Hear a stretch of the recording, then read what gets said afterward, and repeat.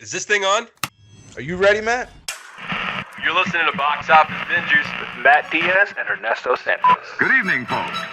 We have a wonderful evening's entertainment lined up for you. We know each other. He's a friend from work. Box Office Bingers. And the only way that I know how to do it is to find you a bloody good dump. He's my friend. I don't have friends. I got family. I can do this all day. You know, if you put your mind to it, you can accomplish anything.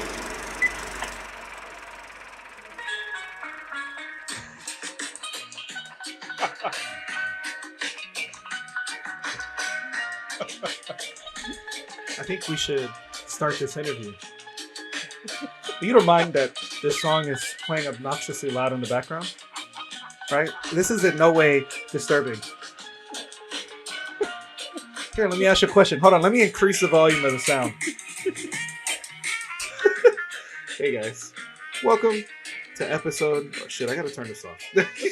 Turn off! Welcome to episode 193. Matt, I don't know how you didn't figure that out. So before the episode, I was like, oh, I'm starting. Well, you know, every now and then we think of cute ways to open the show.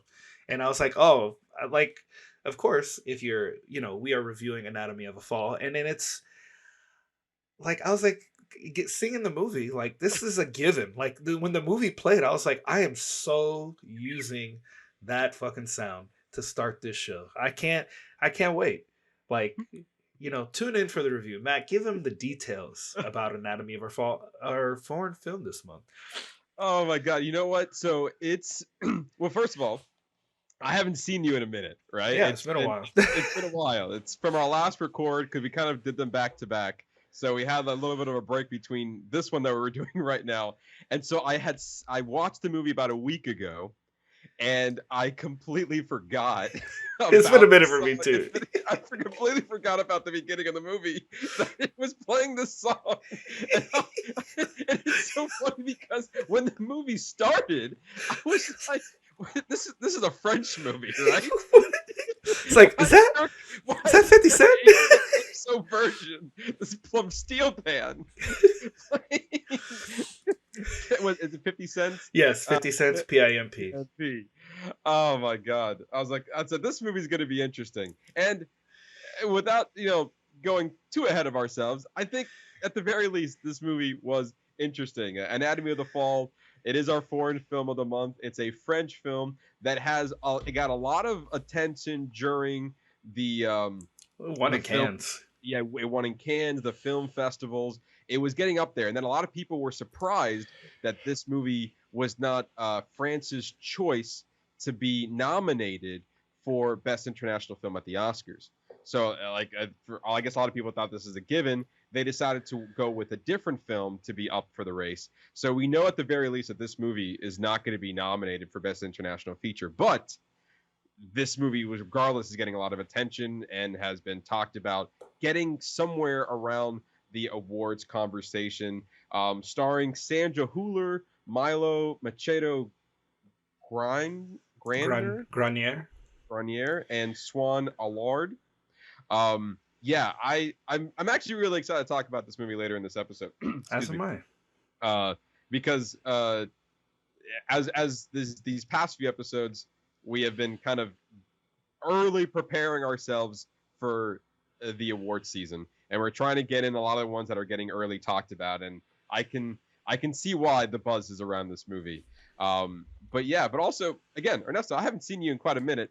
I do, before we get started, I do want to talk to you back because I know we recorded 2 episodes back to back. So if you haven't listened to those, listen to episode 191 where we talked about Killers of the Flower Moon, Martin Scorsese's new film, and then we had the special privilege of having your son Julian on the show, and we talked about Five Nights at Freddy, and he was just a wealth of knowledge on episode 192 about the subject. So I am curious about is he still talking about it? How was your Halloween? Did you guys go out trick or treating? Yeah, we got a little bit of trick or treating done. He had a really great time. It was, and I'm sure he's listening to this now because now he tells me, even if he hasn't seen the movie, he listens every week. So hey, Julie. But also, I mean, to his credit, we do talk a lot more about just our movie review. But if you are here for just the movie review, Ernesto, tell our lovely listeners, how they can kind of maneuver around our episodes week after week. Like, you know what? I want to listen to that steel drum pan again. So let's go, because maybe we'll just kick off the film review like that, and that's just how we'll go back into it now.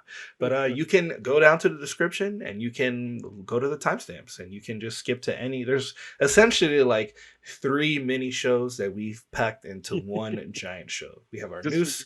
We're gonna have our news section, which is gonna be coming up here in a second, and then we're gonna be talking about random things that we've been watching. And then we wrap it up with one film that we saw together that we can have a collective back and forth about. And that's kind of like really what this is about. Like, more than anything, I love to talk about what we've been watching, but what I find more interesting is when we collectively talk about a movie and just the different insights that we get.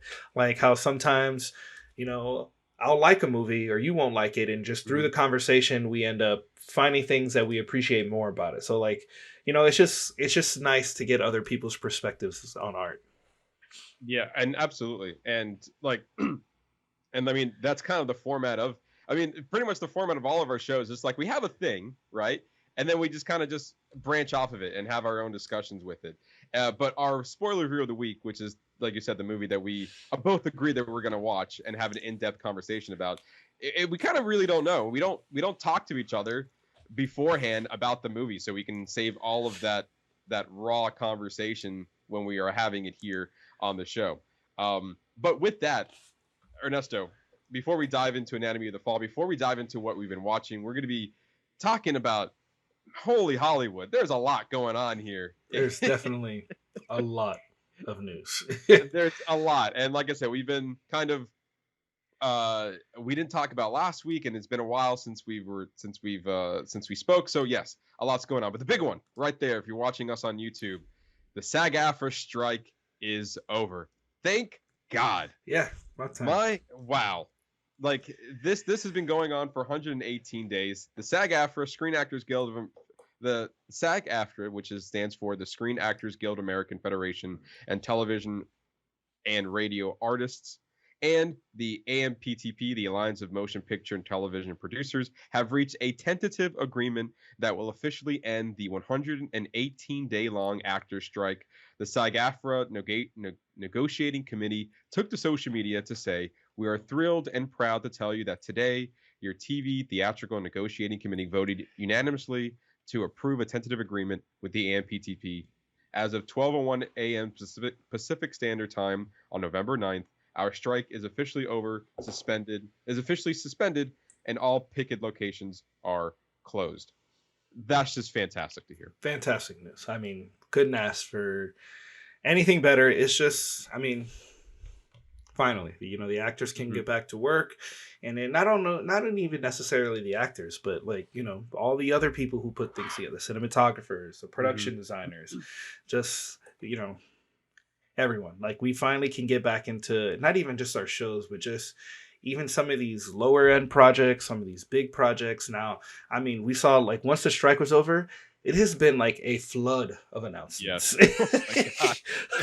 It's like hold back the wall. It's like a flood. It's like every announcement they've been waiting to release since the strike. Yeah, and it really is. And the post continued to say, in a contract valued at over $1 billion, we have achieved a deal of extraordinary scope that includes above pattern minimum compensation increases, unprecedented provisions for consent, and compensation that will protect members from threat of AI, and for the first time establishing a streaming participation bonus. Our pension and health caps have been substantially raised, which will bring much needed value to our plans. In addition, The deal includes numerous improvements for multiple categories, including outsized compensation increases for background performance and critical contract provisions providing diverse communities. We have Protecting. arrived at, I'm sorry, protecting diverse communities. We have arrived at a contract that will enable SAG-AFTRA members from every category to build sustainable careers. Many thousands of performers now and into the future will benefit from this work. Full details of the agreement will not be provided until the tentative agreement is reviewed by the SAG-AFTRA National Board. I mean, I don't. This is fantastic news. It's just great to see that everybody's back at work, and that they did put in that the main thing that they got across is setting limitations on AI and making sure that they're getting properly compensated for what's coming out to streaming. Now, the only other flip side of that is that if now it's going to cost them more to do these productions, like because of what they have to pay out, like their point is not to take away from their bottom line. So that is that cost is going to get passed down to us. So if it costs more to go, and maybe that looks like, movies are bigger budgets, and that just because of what they have to calculate for as part of their budget, So it's interesting to see, like, this is great for them, but what is the practical implementation of that going to be in? I mean, this is not related, but recently they raised the minimum wage in California, and now McDonald's has raised all their prices in specifically California to counterbalance the raise of minimum wage. So are we going to see that same thing at our movies? Like, is it going to cost more to go to the movies, or movie theaters going to be more expensive because now the theaters have to pay more to get the rights to the theater? Like, I'm curious to see what that trickle down is going to look like on the other side of this. While on one hand, thankfully they are getting what they need, but is that coming out of the CEOs? Or is that coming out of the company side, or is that going to come out of the consumers? Because it seems like they're going to pass that cost down to the consumers. That's my guess. Probably. They've been raising every year. The prices of streaming services go up, like, I'm sure by a couple of pennies. Sometimes if you go see a movie in IMAX or whatever, that goes up as well. Like, yeah, we're not going to see. I think it could be a little bit of both, from what you're saying, but honestly, we might not know until later down the line when we see increases on our streaming services yet again, which I feel like every year, like I said, we always get them, and then we have to make a choice whether we just keep it or we get rid of it. I mean, at this rate, it's going to come to a point where we are going to have to decide, like, all right, well, guess we're not going to have this streaming service anymore, and it's just, it'll be unfortunate because there will be an eventual breaking point, just like there was with cable. When cable got to an extreme price, the response to that was streaming. So what is the response to the increase of streaming prices? What is that going to look like? Like, maybe all this is protected, but what if they think of a new form of entertainment that's cheaper and they can use AI that goes around all these things that they just set up? I mean, I don't know. There's a lot of different factors. Like, this is great, but I feel like there could be another side to this as well, unless those protections are already put in place. Right, and also, just like we did with the writer's strike, they first announced that they have a tentative agreement and all that stuff, but the bigger question was like, okay, what's the details? I want to know the facts. Yeah. Like, what did you get? What did you actually was a good deal? I know you guys agreed upon it, but was it actually beneficial to everybody? Hopefully in the coming days, and maybe this time next episode, or maybe in the next 2 weeks or so, we will get some answers on what the details of this deal was. But I mean, after so long, I mean, they were negotiating for close to a month, like, of just like working out a deal. So I'm hoping that either, hopefully it was a studio that needed to budge and not the SAG-AFTRA members.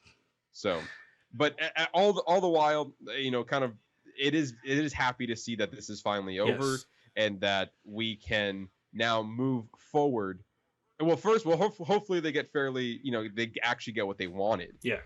Which the details will come soon. But looking at this right now, I'm just happy that we can now move forward with all these projects again because, when the writers were out, we couldn't really do pre-production. When the actors were gone, then we can't do actual production. So really only post-production was happening.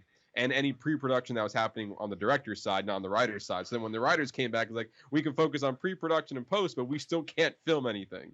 You need actors for that. So hopefully it just all around, it just works out for everybody. And then us as the consumer, well, we'll see if we have to pay more at the long run, but at the very least, we know that content is continuing to come out. Correct. Yeah. And it's going to be it's exciting because as it really we is. see now. Are you ready, Matt? Let's talk about some of these things that are happening. So yes, Nintendo has announced that a live-action Zelda film is in development. The film will be directed by Wes Ball, who directed the Maze Runner trilogy, which I actually kind of enjoyed, and the upcoming Kingdom of the Planet of the Apes, which I'm questionable about, with Derek Connolly, Jurassic World and Pokemon Detective, writing the screenplay. Creator and game developer of The Legend of Zelda, Shigeru Miyamoto, will co-produce the film. That is super important, alongside Avi Arad. Nintendo and Sony Pictures will both co-finance the film, with Sony Pictures handling theatrical distribution. Look at Sony dabbling in that, like, the video game verse. Like, let's get it. Like, I feel like this is something that fans have been asking for years. But it's great to see that. I think with the release of the most recent game, this is what's kind of like sparking all of this. But I'm here for it. I think this sounds like great news. Wes Ball is a good director. I actually really enjoy the Maze Runner trilogies, even given its issues with the production of the third film, with things that happened on set. But I enjoyed them. So I'm here to see what he can bring to it. I guess now the next, casting news. But I don't care about who the director follows on Instagram and who they go meet. Like, just when you've officially released it, just tell me the day you're going to release it. Like, I don't care who it is. Just like, I don't need to know beforehand. Like, I feel like I just don't. Like, I feel like we're going to get a lot of that now. The next thing is like the ultimate fan casting. Who's it going to be? No, this is actually very exciting. A lot that's interesting here, right? Obviously, Nintendo's first movie that they put out was with Universal and their Illumination with the Super Mario Brothers movie. And so my logical next step is like, Nintendo is like, oh, we'll continue our relationship with Universal and we'll make a live action Zelda movie. Or I honestly expected an animated movie because Super Mario Bros. Went so well. I'm actually quite shocked of a lot of things. One, they went live action with Zelda and not animated, and two, Nintendo is making deals with Sony, and they're a direct competitor when at least it comes in the video game market, because that's like PlayStation. Yeah, exactly. Nintendo, same thing. So now they're working together to make this movie. I'm like, wow. So I guess everything's all right here in this book. And I agree. I like the Maze Runner trilogy. It's not my favorite, but they're still good movies, and I'm really looking forward to Kingdom of the Planet of the Apes. It looks good. At least the teaser that was released a couple days ago. I don't know. I just feel like we already got a complete trilogy. And correct me, is Andy Serkis coming back or no? Or I don't know. Think so. Well, because Caesar died, right? Spoiler alert. Yeah, Caesar died. Yeah. Spoiler alert. Caesar came out a long time ago. No, I don't think Andy Serkis is. So this is is this a new trilogy that's happening? Honestly, I have no idea if it's gonna be a new trilogy, but this is definitely a sequel to the three films. Okay. Because this picks up right where just basically kicks it into franchise mode. yeah. It goes from trilogy to franchise. Like once you go 3 to 4, like once you make 4, you might as well just make 20. Yeah. I think it's also worth noting that the creator is involved with this project, and also he was also involved in the Super Mario Bros. Movie as well. Yeah. So he's probably working very close with Nintendo and his brands, as he should, to make sure that no one's going over here screwing shit up, because he's like, hey, you want me in your movie? They were doing it my We way. don't want no Sonic teeth. All right. We don't like. I feel like Sonic, that whole Sonic debacle, like just really set the standard that like the people who you don't fuck with are video game fans because. But it makes sense. You're appealing to somebody who has spent endless hours with this character. So they know what this character looks like. They know exactly what they should be looking for. So they have a certain idea of what it should look like. But I understand. I think the reasoning for making a live action is maybe to appeal to like an audience, maybe a closer to a PG-13 audience, just because like, you know, you could really tell a good story if you make it a little dark. And plus Maze Runner, even look at Maze Runner. Maze Runner is a darker series, you know? Mm-hmm. Yeah, it's like a darker YA. And honestly, like compared to like Twilight and Hunger Games, I feel like Maze Runner doesn't get its due because it's still a good trilogy in that like genre of films. I agree. I wouldn't put it on Hunger Games level because, as you know, and then side shout out, we're going to be reviewing the Songbird of Ballad, a Ballad of Songbird and Snakes next week, which I'm super excited for. But it's not next week. Not next week. 2 weeks. Sorry, I have my. You're right. Yeah. It is 2 weeks from now. I'm seeing the movie next week. I'm just mentally next week. I'm like, we've already planned it, so I'm like 2 weeks ahead in planning. So in 2 weeks, we're gonna be reviewing the Ballad of Songbirds and Snakes. But I would probably put Hunger Games first, and I would probably put that one second, and maybe then Twilight. I don't know. That's not even in my conversation. To be like it's okay. Like I liked it. I remember Steph, if probably not. Steph loves Twilight. He knows. Well, I mean, there's a fan for everything, so I'm glad that he's part of that. I'm not. I can't. It's fine. I do want to shout out to I think Ava Arad. He said he's co-producing it with the game creator for Zelda, and he's been in the game, Ernesto, for a long time. Like he's been with Marvel for a long time. I'm looking at his filmography. He has been a producer since Blade. So I'm gonna start listing off titles: Blade, X-Men, Blade 2, Spider-Man, Daredevil, X2, Hulk, The Punisher, Spider-Man 2, Blade Trilogy, Elektra, Man-Thing, Fantastic Four, X-Men Last Stand, Ghost Rider, Spider-Man 3, Fantastic Four 2, Iron Man, Incredible Hulk. Wow. The list goes on. X-Men Origins Wolverine. I got his picture pulled up. X-Men, Amazing Spider-Man, Amazing Spider-Man 2. And then that's him transitioning. I mean, he's been with Sony for quite some time Uncharted. now. He's been involved with Uncharted. I see, where is it? Spider-Man Homecoming and Venom. Spider-Man Into the Spider-Verse. He was still part of that. Far From Home. So, like, he's been with Sony and specifically with Spider-Man since it first came about. So this guy knows nerd shit. Like, he knows nerd shit. Literally, that's everything. Ooh, Spider-Man animated series. Oh man, yeah. I mean, he's got great projects under his belt. So I'm here for it.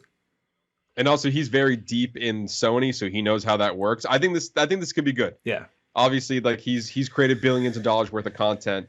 I have high hopes for this Legend of Zelda live action. I mean, we're probably a little ways away from getting it, but I have high hopes for what this could be. Same. For sure. Moving over, what's going to be the start of a lot? We're going to be diving in a lot with the Walt Disney Company and specifically with Marvel in the next couple of stories. Just forewarning you, that's why we issue those timestamps earlier on the show, because it's a lot we got to get through.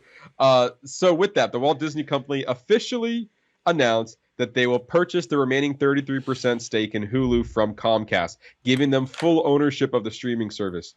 Currently, Disney owns 2/3 majority stake in Hulu, with Comcast owning the other third of it. In a press release, Disney announced that it expects to pay $8.61 billion with the B dollars with a B by December 1st to Comcast to acquire the remaining 33% stake in Hulu. And this is just a very abridged version of this. There's a lot actually that's going on to this that I didn't even write down because it's just too much. But just the short version of it all, Comcast and Disney made an agreement about Hulu back in 2019 that within this around right now, Disney made an agreement with Comcast saying that they will buy Hulu from them if Comcast wants to sell. And so that by November 1st, Comcast says, hey, Disney, the time is here. We want to sell. And Disney was like, well, based on our agreement in 2019, we are now going to buy it because that's what we want to do. And at the time, Hulu was valued at $27 billion, meaning that their 1/3 that they would pay for is 8.6. But doing further digging, those were the estimates in 2019, meaning that now we're in 2023, the value of Hulu could go up. So they're saying by December 1st, they would have a new estimate of what Hulu is currently valued at, and then Disney would have to pay that amount of a third of that amount to Comcast. So at minimum, they're paying $8.6 billion. But if the value is more than 27, then they could be paying a lot more than that. Well, I mean, Comcast is smart. They're like, yeah, I'll sell it to you. But it seems like you want to buy it because you know something. So yeah, I want a piece of that too. So if you think you're gonna get more than this, then I want a little bit more. Then you know what? That's fine. But it is really interesting that Disney, who reportedly has been in financial troubles, is making these deals. Well, here's an interesting part. So they said, right, that I was watching a video and they were explaining that estimately, and these are just big ass numbers that we're just kind of throwing out, but $11 billion is what Disney has on reserve. Even though they have financial trouble, they still have a reserve of $11 billion. So I think that will be coming from the $8 billion will be coming from that to pay off for Hulu. And obviously Disney should have big plans for Hulu if they're willing to spend this as money. So the idea is, what is Disney willing to sell in order to make the numbers kind of be all right? And so apparently Disney owns what's called Hotstar, which is a service that's down in India that they acquired when they bought 20th Century Fox.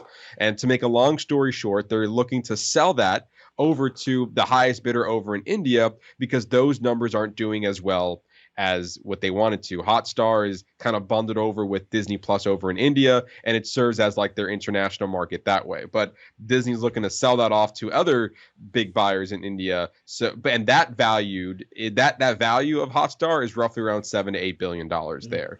So if they're willing to successfully sell that off, and then they pay for Hulu in the American market, then it kind of offsets each other, and we were back to where we started. Interesting. So it's a lot of like moving parts that's going around, as well as they're looking, and then in order to maybe gain an additional $4 billion, it is rumored that Disney is looking to sell off some of their big affiliate markets that's attached, like the news affiliate markets that's attached to ABC stations, so they can, get some money back that way as well. So it's just a lot of like just moving parts going around. And it's kind of funny that after this announcement, just a few days after that announcement, Disney CEO Bob Iger announced that they will be launching a beta test of an app in December that combines Disney Plus and Hulu into one single experience for subscribers of both services. The company expects Hulu on Disney Plus to result in increased engagement, greater ad revenue, reduced customer acquisition costs, and lower churn. That makes sense. Like you don't have to pay for two apps. Like why don't I run both? So why don't I just move them together? It's the HBO Max and Discovery merge. Yeah. This is Disney's version of that. Like, I mean, but it kind of makes sense. But then it's just interesting what that layout. Like, are you gonna just switch between? Are you gonna go to this one app, or is Hulu gonna be like its own tab? And like, are you changing the entire interface of how this app was created? Are you basically starting from scratch? Like, what is that gonna look like? What does that look like? Yeah. And also to your point, like I think one of the biggest benefits that Disney Plus does not have and Hulu does is that they have live television that you can subscribe to. Which is great. Which is a great aspect. And then, maybe this Hulu Disney Plus app will have some sort of tiered system where like you get either the Hulu or the Disney Plus side, or then you can it's like a small upcharge for the both. And then that makes sense because then you're not trying to get people to buy Hulu and trying to get people to buy Disney Plus. Like it's much easier to, once you got them on the hook, you're like, oh, you can just spend a couple dollars more and you can get some live TV. Yeah. Don't you like live TV? I bet you like live TV. What's also crazy is that, like, again, the video that I was watching was kind of just crunching the numbers, and it was saying that when the deal goes through with Hulu, if you combined the US subscribers for both Hulu and Disney Plus, it's roughly around 74.5 million subscribers just in the US.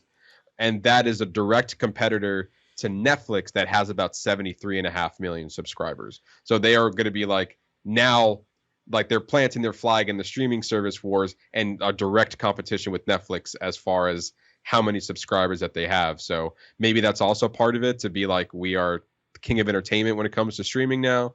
But yeah, it's just really interesting, all these, like, just numbers and all these, you know, different ideas of what they're going on. And what's also crazy is that, what I think our second episode, Ernesto, we literally talk about the streaming wars. Yes, I remember. And 4 years later, we're still fucking talking about it. It's crazy. It's gonna be a never-ending thing until, like, that what is it? And then, you know, like, kind of like what I mentioned before, like, what is going to be the response to the increasing streaming prices? Are we going to see streaming services bundle up now? Like, hey, like, we have a deal now. If you can buy Hulu, the Disney Plus, Hulu, and Max for this combined price at this tier, and as opposed to having them separately, you know, like, are we going to see that as an attempt to mitigate? Like, there's going to be some sort of response, or there is going to be, like, a breaking point where they're going to be like, all right, well, I'm out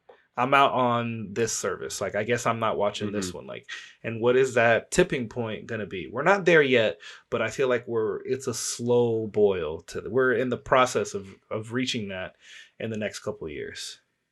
Yeah, no, I 100% agree with that. There's going to be a point where we're going to have to start making choices, because if it's $20 for every streaming service that you have, there's no way that every consumer is going to commit to spending over $100, if they're not already, to every streaming service out there. So yeah, you're going to have to start making decisions. You know how expensive gas is? Come on. or like, because right now they're trying to push, like, all these streaming services now, where they didn't before, they have an ad plan. Yeah. So, like, it is much cheaper to get the version with ads than it is without ads. But my only problem with that is that if you get the version with ads, you're also reducing the quality in which you're receiving that content. Because if you get the version with ads, most of them does not come with 4K. And so in my head, I was like, well, why would you do that? The only difference is ads. It's not like I should not get diminished quality because I decide to pay cheaper and have ads. And so then they're forcing you to pay more if you want the better quality. Yeah, because then they can hit you with the higher price point. Because then, but we're offering you a better quality. Like, like, what you're paying for is the quality. It's not even necessarily the ads, you know? Yeah. Like, the ads, right. It's like you're paying for the quality. The ads is just it's just an added bonus. Yeah. But I mean, that's their way of upselling you. It's like when you go to fast food. It's like, can I have a Coke? It's like, do you want it large? It's like, oh, well, I guess I do want it large. It's just the upsell effect. That's all. But it is crazy. I've always been fascinated with the streaming wars, and it just constantly continues to go. And it just makes a lot of sense that Disney is wanting to look to buy Hulu, especially since they own the good majority of it. I think Disney Plus on Hulu, or Hulu on Disney Plus, and merging them, I think it's a long time coming. So I think the beta is in December, but I think they're looking to make an official launch by spring of 2024. So I think this, and just kind of a link to the majority of the Disney news this week and in the following weeks, and especially with the strike, is just Bob Iger taking Disney back over and going, which way is this ship fucking going? It's like, where? It's like, dude, where have you been taking my company this past time? Yeah. It's like, this is where we need to do. And then we're seeing a bunch of things. Are you ready to move on to the next story? Because this next story, this is a biggie. This is a biggie. Yeah, this this is gonna take over a good majority of what we're gonna be talking about because there is a lot to dissect. So a lot of this is, but I feel like this meeting. So for those who are just listening, we're showing the cover, which was the Variety cover on November 1st. They put out this massive article titled "Crisis at Marvel." And within that article, they delved into some of the major issues surrounding the MCU that has been generating a lot of headlines, which we've been kind of talking about for a while. When we had Sonica about it, I was like, I'm done making excuses for them. Like, they have the money, they have the time. Like, there's no reason to rush. Like, make us wait for quality. So, we're going to kind of go over a few of the highlights. In this meeting, a group of Marvel creatives, including studio chief Kevin Feige, assembled in Palm Springs for the studio's annual retreat. Most years, the vibe has always been confident, but on this occasion, it was opposite. Everyone at Marvel was reeling from a series of disappointments on screen, which they've had it rough recently. Mm-hmm. A legal scandal involving one of its biggest stars and questions about the viability of the studio's ambitious strategy to extend the brand beyond the movies into streaming. So Matt, go ahead and kick us off. Yeah, and also every bullet point that we're about to go through right now, I feel like we've touched upon almost every one of this in previous episodes. Like, I feel like after I finished reading this article, none of this really came at a big surprise. No. You know what I mean? It's like we've talked about this in some way, shape, or form, and the big one, it's no surprise, is Jonathan Majors. The most pressing issue to be discussed at the retreat was what to do with about Jonathan Majors. The actor has been posed to carry the next phase of the MCU, but instead is headed to a high-profile trial in New York later this November on domestic violence charges. The actor insists he is the victim, but the damage to his reputation and the chance that he could lose the case has forced Marvel to reconsider its plans to center the next phase around Majors' villainous character, Kang the Conqueror. At the gathering in Palm Springs, executives discussed backup plans, including pivoting to another comic book villain like Doctor Doom. No. What do you mean? You're not on board with that? First of all, actually, let me continue this because because I was like finish it and then because then let's go to thoughts. Yeah. All right. One top deal maker says Marvel is truly fucked with the whole Kang angle. They haven't had the opportunity to rewrite it until very recently because of the Writers Guild strike. But I don't see a path to how they move forward with him. A studio source notes that regardless of the actor's legal issues, Marvel already had considered moving away from Jonathan Majors' led phase because of the box office performance of Quantumania, which will struggle to make a profit. Recasting Majors is also an option. So, a lot to dissect here, but I will say this. I think what the top deal maker says, I feel like, the studio sources, he says that regardless, Marvel is considered moving away because of the performance of Quantumania.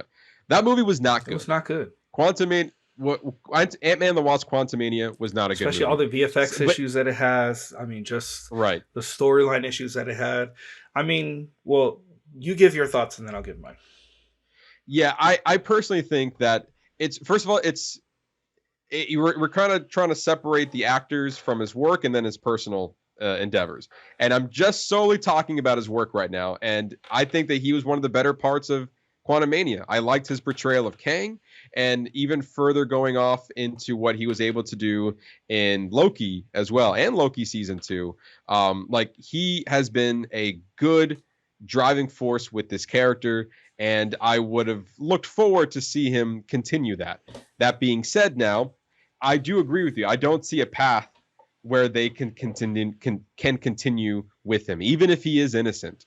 I don't know if the damage to his reputation can justify them moving forward of him being the main villain for the next couple of movies. So with that, you have two options. Either you dump Kang altogether, which they can do. You can recast them, which I think is my option. Or they talked about pivoting to Doctor Doom, which I don't believe is the option. So I'm more okay with them. I guess okay. So here are my thoughts. If he is proved to be innocent, I think Mm-hmm. that they should go with pivoting, because then you don't discredit the work that he's already done since he's innocent. But then it also says that you don't have to move forward with him because he has an image issue. So Right. then I can see recasting as the option. But now if he's guilty of these things, I think you should go the recast route, because then you're saying his storyline doesn't matter and he kind of fucked that up with us until, like, let's do something else. But they ended him in Quantum Mania, to whereas it can be a lingering thing for many, we can come back to it many years later, where You're right. we can go the recast, where we then can go the recast route. And then it's been so long that you can write in that there's that the true prime, or whatever, somebody with who makes a lot more money and is way more creative at writing could come up with a good reason canonically of why Kang Prime is different. And maybe there's and that can be written into whatever X project in 5 or 6 years. That's kind of like where I'm at with it, because if he's innocent, then we shouldn't shit on the work that he's done because something unfair happened to him. But because he allowed himself to be put into that situation, means that we don't necessarily need to work with him anymore. Like we can acknowledge what you've done, but we also need to acknowledge that you are creating problems that we don't need to have for our projects. And you can go on to do whatever you want and try to rebuild your image somewhere else, but Marvel is not the place for you. Right. And also to an extent, like I can understand the pivot, but I don't think the pivot needs to be Doctor Doom. And the reason why I say that is because I don't want Doctor Doom to be rushed just because of something else didn't work out as part of the plan. So again, I think it all comes down to story. If you can make sense of it all, and it makes sense for Doctor Doom to come in here, and you can do this if you do this smart, then sure, I don't mind the pivot, but don't put in Doctor Doom and rush it, because you've been taking your sweet ass time with the Fantastic Four, and I'm perfectly okay with it. But yeah, I don't want to be don't rush. But the Fantastic Four movie could be the introduction of Doctor Doom. Like what if he comes in, or what if we get before Fantastic Four, we get him taking out Kang and being the one who's going to kick off Secret Wars. I mean, who knows? To be honest, but then what is Kang Dynasty going to be? Are they just going to then at that point would they just change the name of the movie? Then it will be Secret Wars Part 1 and 2. or something else. Instead of the Kang Dynasty, it's the Doom Dynasty. I don't know, but like I do think that they need to. Again, we're just basing all this stuff off this one article, but I think they just need to do more workshopping on what they want to do with it, whether they decide to pivot or to recast.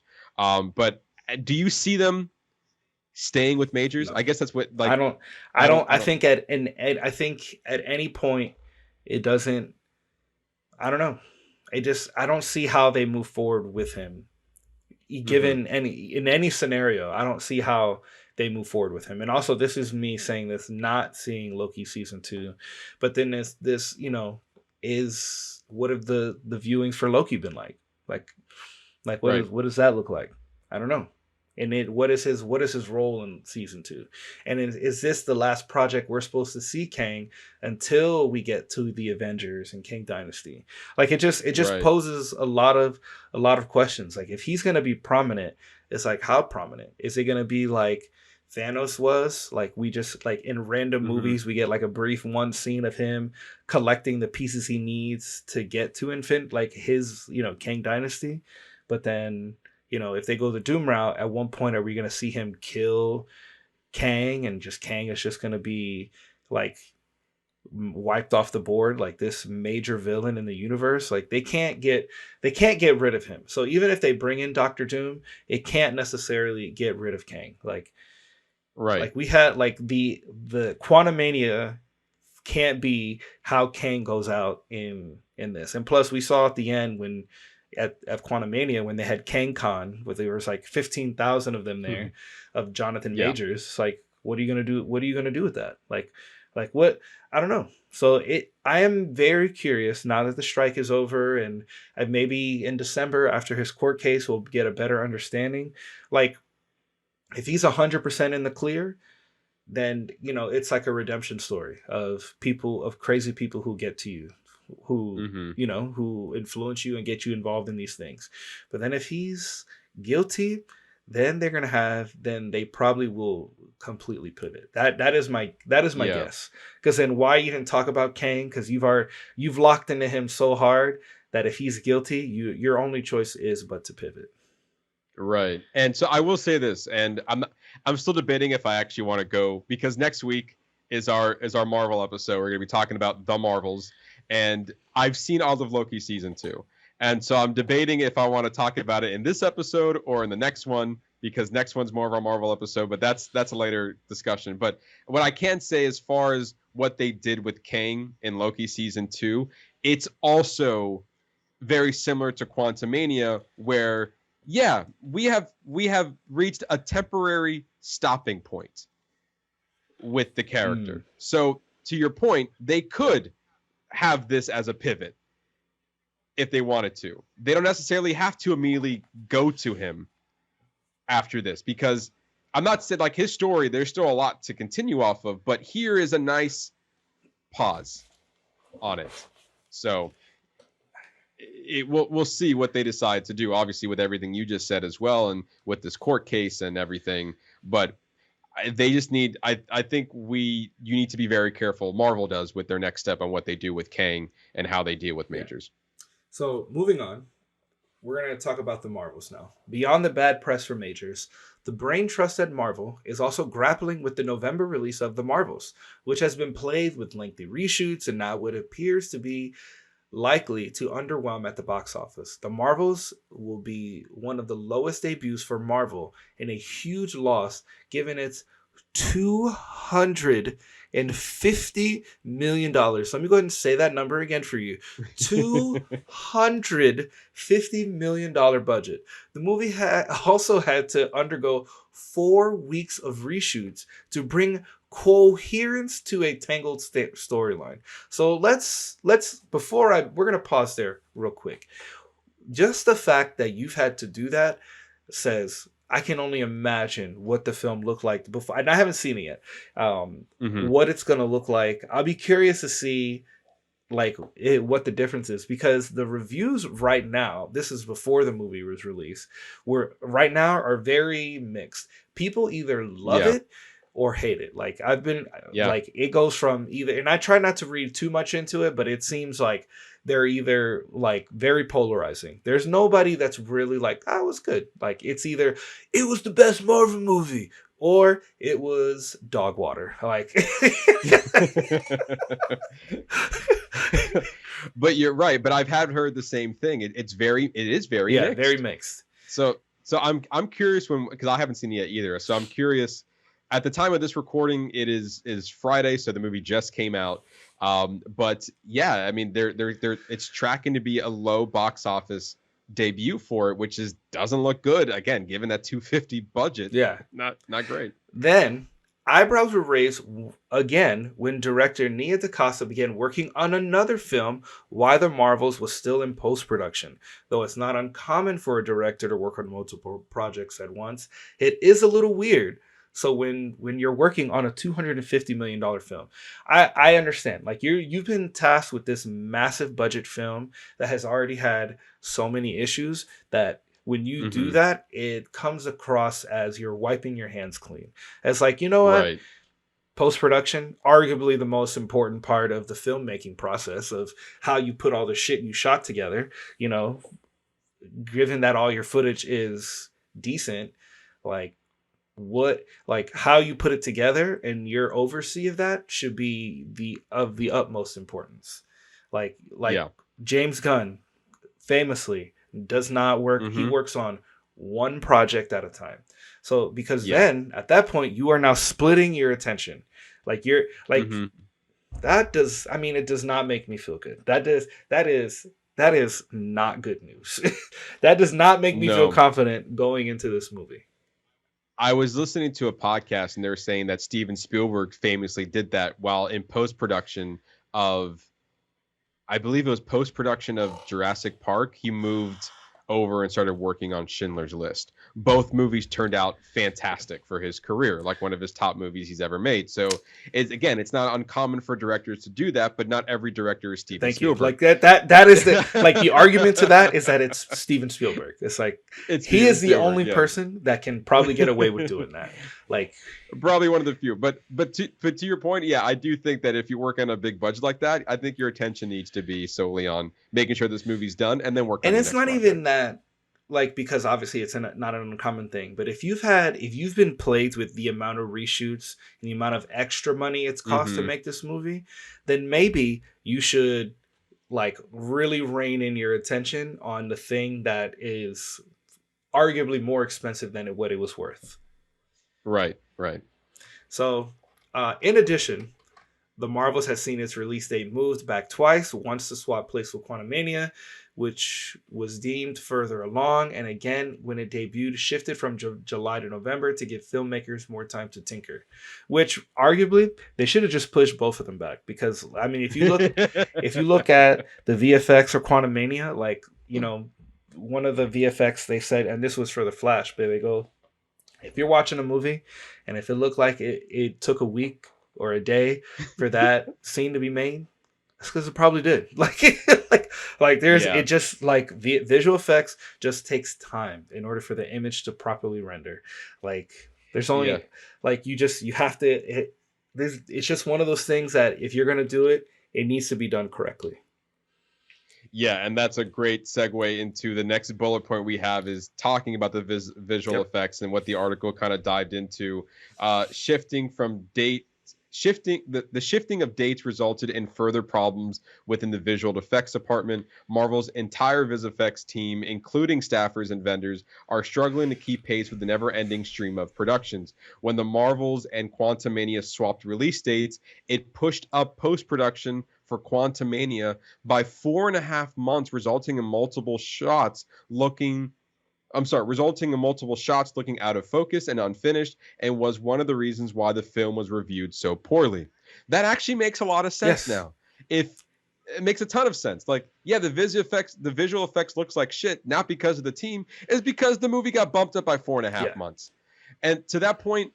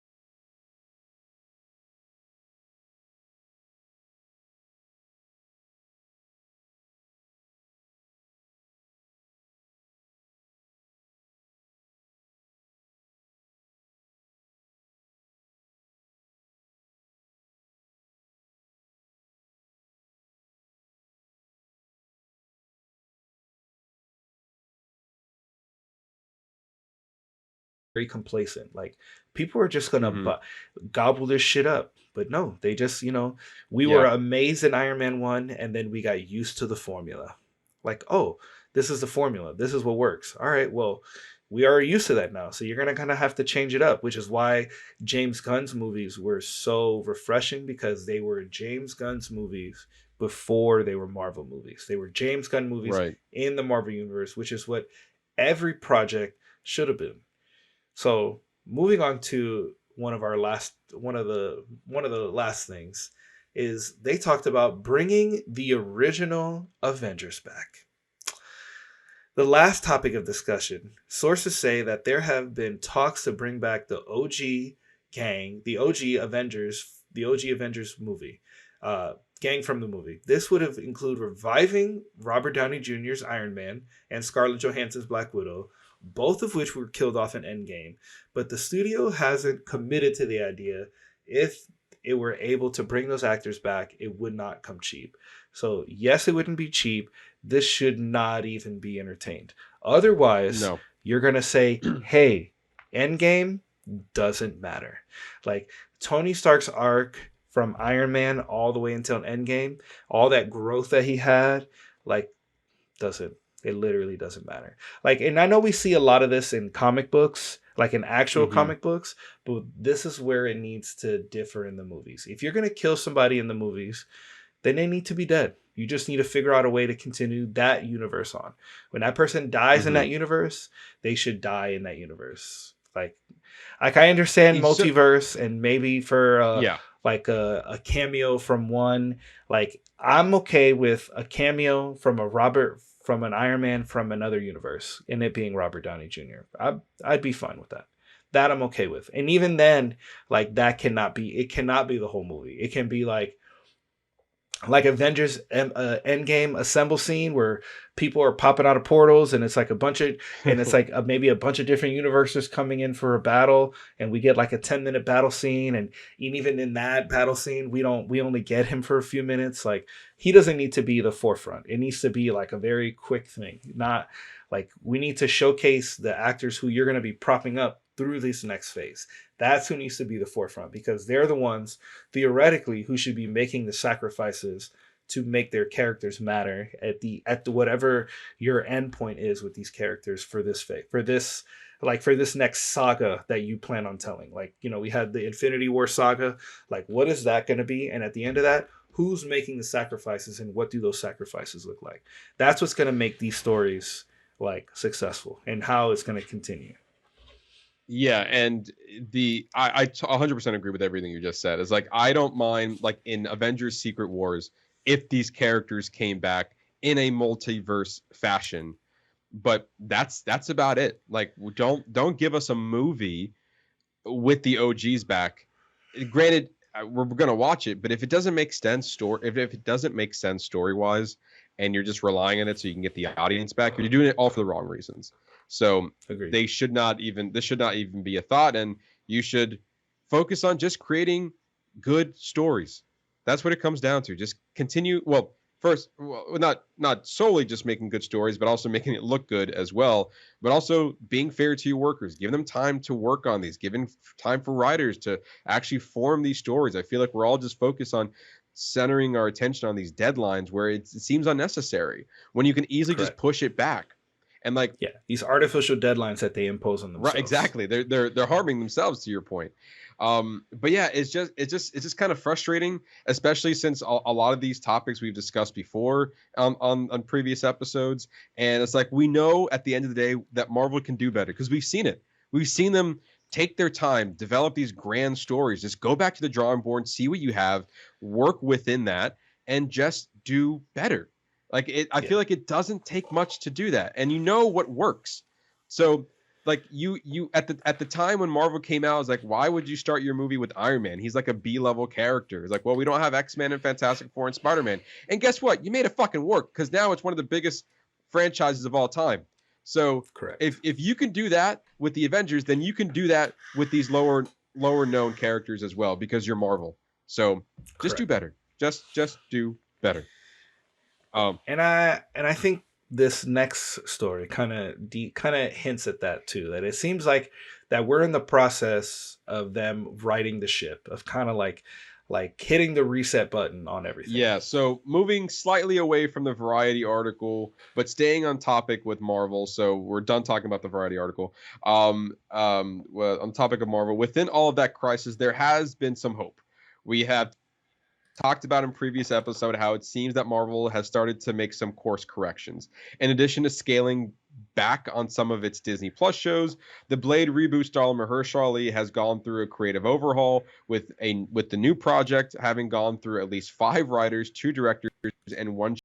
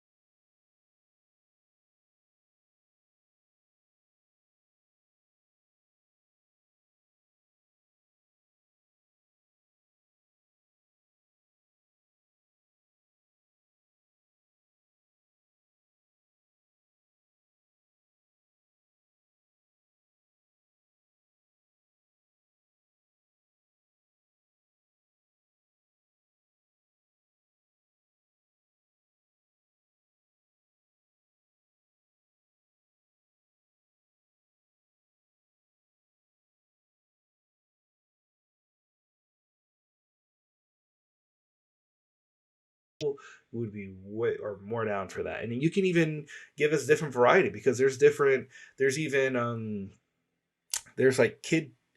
more kid friendly ones that they can go to. I think Devil Dinosaur, I think he's one of the characters meant for a younger audience. My son, Julian reads him. He used to read it. It's like Squirrel Girl. Like there's a bunch of different ones that they could do that we can get this same sentiment. So it sounds great. It's also crazy because, like, first of all, I feel like Marvel should have done this before, but I think it was always like the unspoken things. Like, you can watch Guardians without knowing the bigger MCU. Correct. Kind of like, I feel like they've already doing it. They're just putting a title on it. It's calling Marvel Spotlight. But I mean, I don't know. Echo the character was introduced in Hawkeye. So unless this is a prequel, or maybe there's just no mention to anything that's going on in the MCU, and this story is just solely focusing on her character, I guess. But at the same time, she did originate from another show first. So I'm not sure how much of this one in particular is going to be worthy of the Marvel Spotlight, but I get what they're trying to do here. Also, I think it's there's no confirmation on this, but I think that the show is only 4 or 6 episodes, so it's already really short. Yeah, and which I'm here for. I'm down for it. Yeah, I'm down for that too. And they're also releasing it all at once on both streaming services, something they've never done before. Yeah, they never released other episodes at once, and they never did a joint release on Disney Plus and Hulu. Yeah. So I think like there's 3 things they're just testing out with this series. Like, we're gonna test out this new banner. We're gonna test out releasing all the episodes. We're gonna test seeing if it just streams on Hulu. I guess this show feels like a testing ground for Marvel. Agreed. So also, kind of bringing that point up again, Kevin Feige confirmed in an interview with Entertainment Tonight that he is no longer producing a Star Wars movie, and that project is no longer moving forward because they're like, hey, focus on Marvel. Like, we can get somebody else to do Star Wars. Like, you can do one little Star Wars thing, maybe later, but you're kind of busy right now. You've got other things. You have things that need your attention. Yeah, when I saw this headline, I was like, yeah, no shit. Duh. Like, how can you, and it kind of maybe shows, maybe he was, again, spread too thin, and maybe in the mix of trying to develop these Disney Plus shows and the films, there could have been a part of him that had Star Wars on the brain. And it was like, we're also producing this movie. And I think we said this from the beginning. Kevin Feige, stay in your lane. Why are we going into Star Wars? You just acquired all of Disney Plus shows to worry about. Why are you messing with Star Wars? They got their own people. You got a lot of stuff you got to focus on. You got a fan base to appease. And I think that's something that we talked about. We were just like really? Come on. Yeah. Don't diminish the quality because you see a new shiny toy over there. Just play with your toys. Correct. just keep stay in your lane. Yeah. So yeah, this is a no-brainer of Kevin Feige. No Star Wars. Just never. That's not moving forward. Put it to bed, in the trash. Go back home. Find another Marvel character. How about that? There's enough. There's enough for you to go through. Yeah, weren't you happy with the Guardians were in space? That's your Star Wars, right? The Marvels, Captain Marvel's all in space. That's your Star Wars. You played plenty of space. You're good. Come on. You're good. Jesus. Anyway, that's all of the. Mostly we're still on the Marvel talk. What is mostly due to the SAG-AFTRA strike, movie and TV studios have started to make some changes to its upcoming release schedules, and we're going to start off with Marvel yet again. Deadpool just got pushed back just by a few months. It will now release July 26, 2024 from its May 2024 release date. Now Deadpool 3 is the only Marvel movie that's going to be released in 2024. I think going off the course correction, I think they're giving plenty of time now for these other movies to get their shit together, make sure all the ducks are in a row. And I think that Deadpool only had like 2 weeks left of filming. So I think during the strike, they had a lot of time to focus on the post-production angle. So I think I heard like very soon Deadpool 3 is going to resume and kind of finish off the last 2 weeks of filming. And that's why they're only pushed back by 2 months. So I'm very excited to see Deadpool 3. I feel like it's going to be a fun ride. But with that, Captain America: Brave New World got pushed back by a lot of months. It will now be released February 14th, 2025 from its July 2024 release date. Thunderbolts got pushed back to July 25th, 2025 from its December 2024 release date. And Blade got pushed back significantly to November 7th, 2025 from its February 14th, 2025 release date. So kind Sounds of great.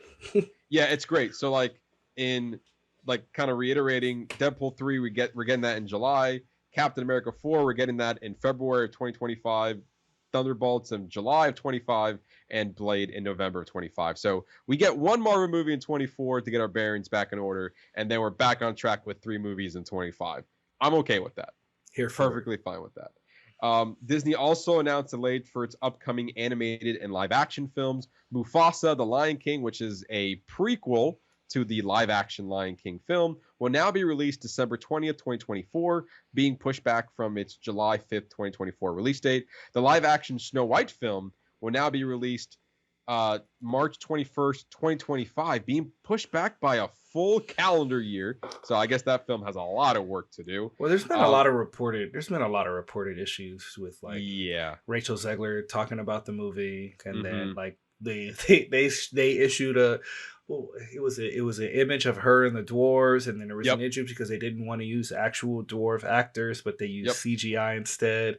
Which, I mean, there are so many dwarf actors that they could literally have cast an entire like it just seems like they're just starting over. That's what it seems like. They're just like, all right, we're gonna go ahead and just start over.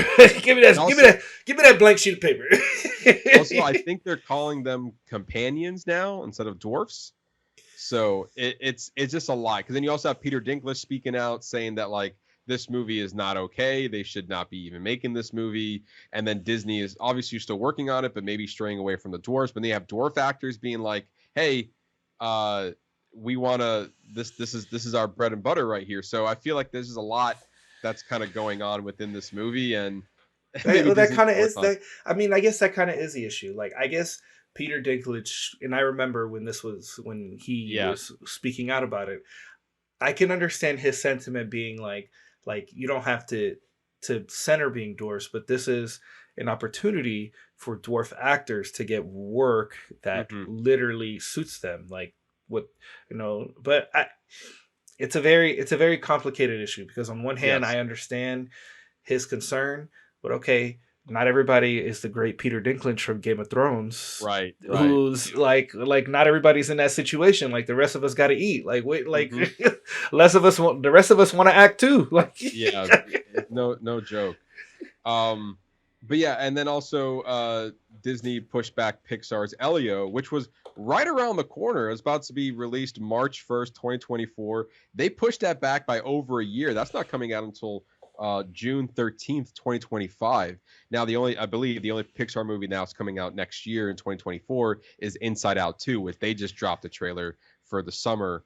It's going to be released the summer of 2024, and it looks good. Yeah, I'm not going to lie. Like, once again, I'm not a person for trailers, but there's a couple of trailers that have caught my eye. One of which was the Echo one.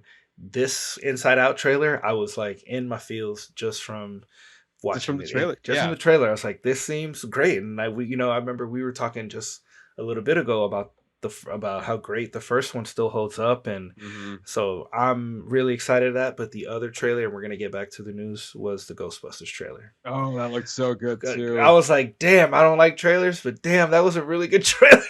Yeah, you know what? I saw the trailer for the Avatar: The Last Airbender, the Netflix series. I series. haven't seen that one yet. And it looks good. I'm watching it. Too. Doesn't matter. I'm gonna watch it. Like, a lot of good stuff is coming out next year. That's needless to say. Like, I'm excited for it. I didn't see the trailer, but I did see. I think it was either IGN, somebody on Instagram.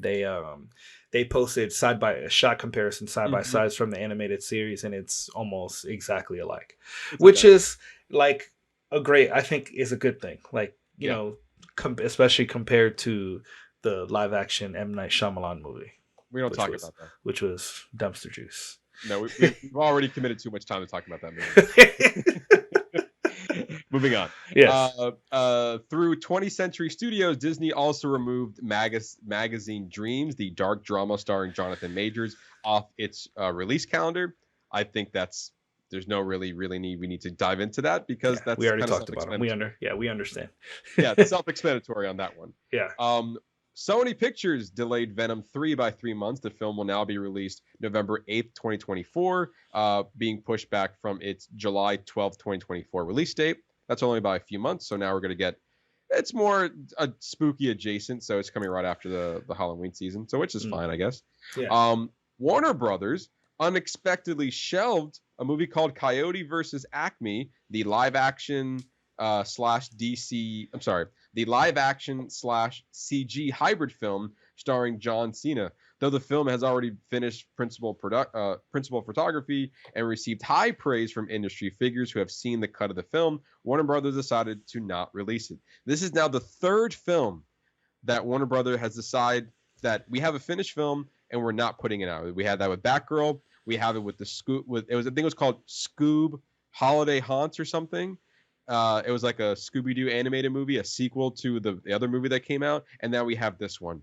And in my head, it just doesn't make any sense.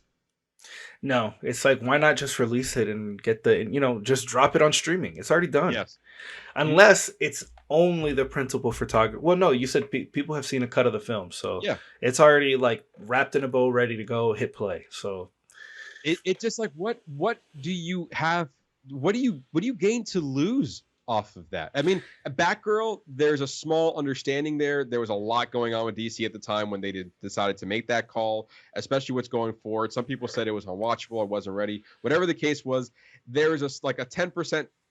There's 10% of me that understands that maybe Batgirl should not have been released. But the animated movies, come on, they're for kids. Yeah, exactly. Come on now. Like, this would have been an easy kids movie you could have dropped on streaming for kids. Yeah, it's quite ridiculous why they're choosing not to. And even when we get down further into some of the other things that are getting canceled, I'm starting to lose faith a little bit in Warner Brothers and some of their properties. And like right now, for me, Max is becoming a streaming service that if I wasn't already getting for free through my AT&T plan, I don't think I would have Max right now. I think for me, that would be the one I'll get rid of because blasphemy.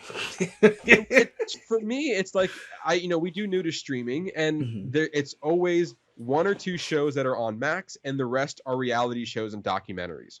That's with the takeover with Discovery, and I feel like it's going to take some time for these shows to come about, especially under Max, because they're trying to restructure everything. But right now, in a world of like, I can unsubscribe and I'll come back when you start delivering me some content, because I'm not about the documentaries and reality TV. I want to see some shows in there.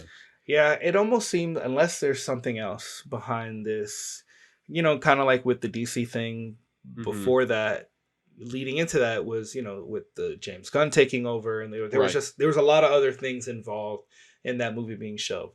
Maybe there's something underlying that they're just not releasing, and then we're just getting, hey, we're not releasing this movie. It could be something with the character. I mean, I don't know. It just seems seems very strange. Yeah.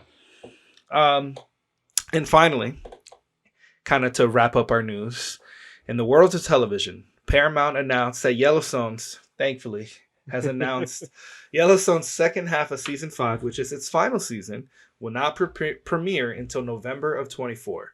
Paramount has announced the greenlit of 2 spin-off series. The first is another prequel series with the working title 1944. The other, with the working title of 2024, is a sequel series that is reported to have Matthew McConaughey in the lead role. The CW announced that Superman and Lois is coming to an end after its upcoming 4th season. The final season will consist of 10 episodes and will air in 2024. And let's also note that will close out the CW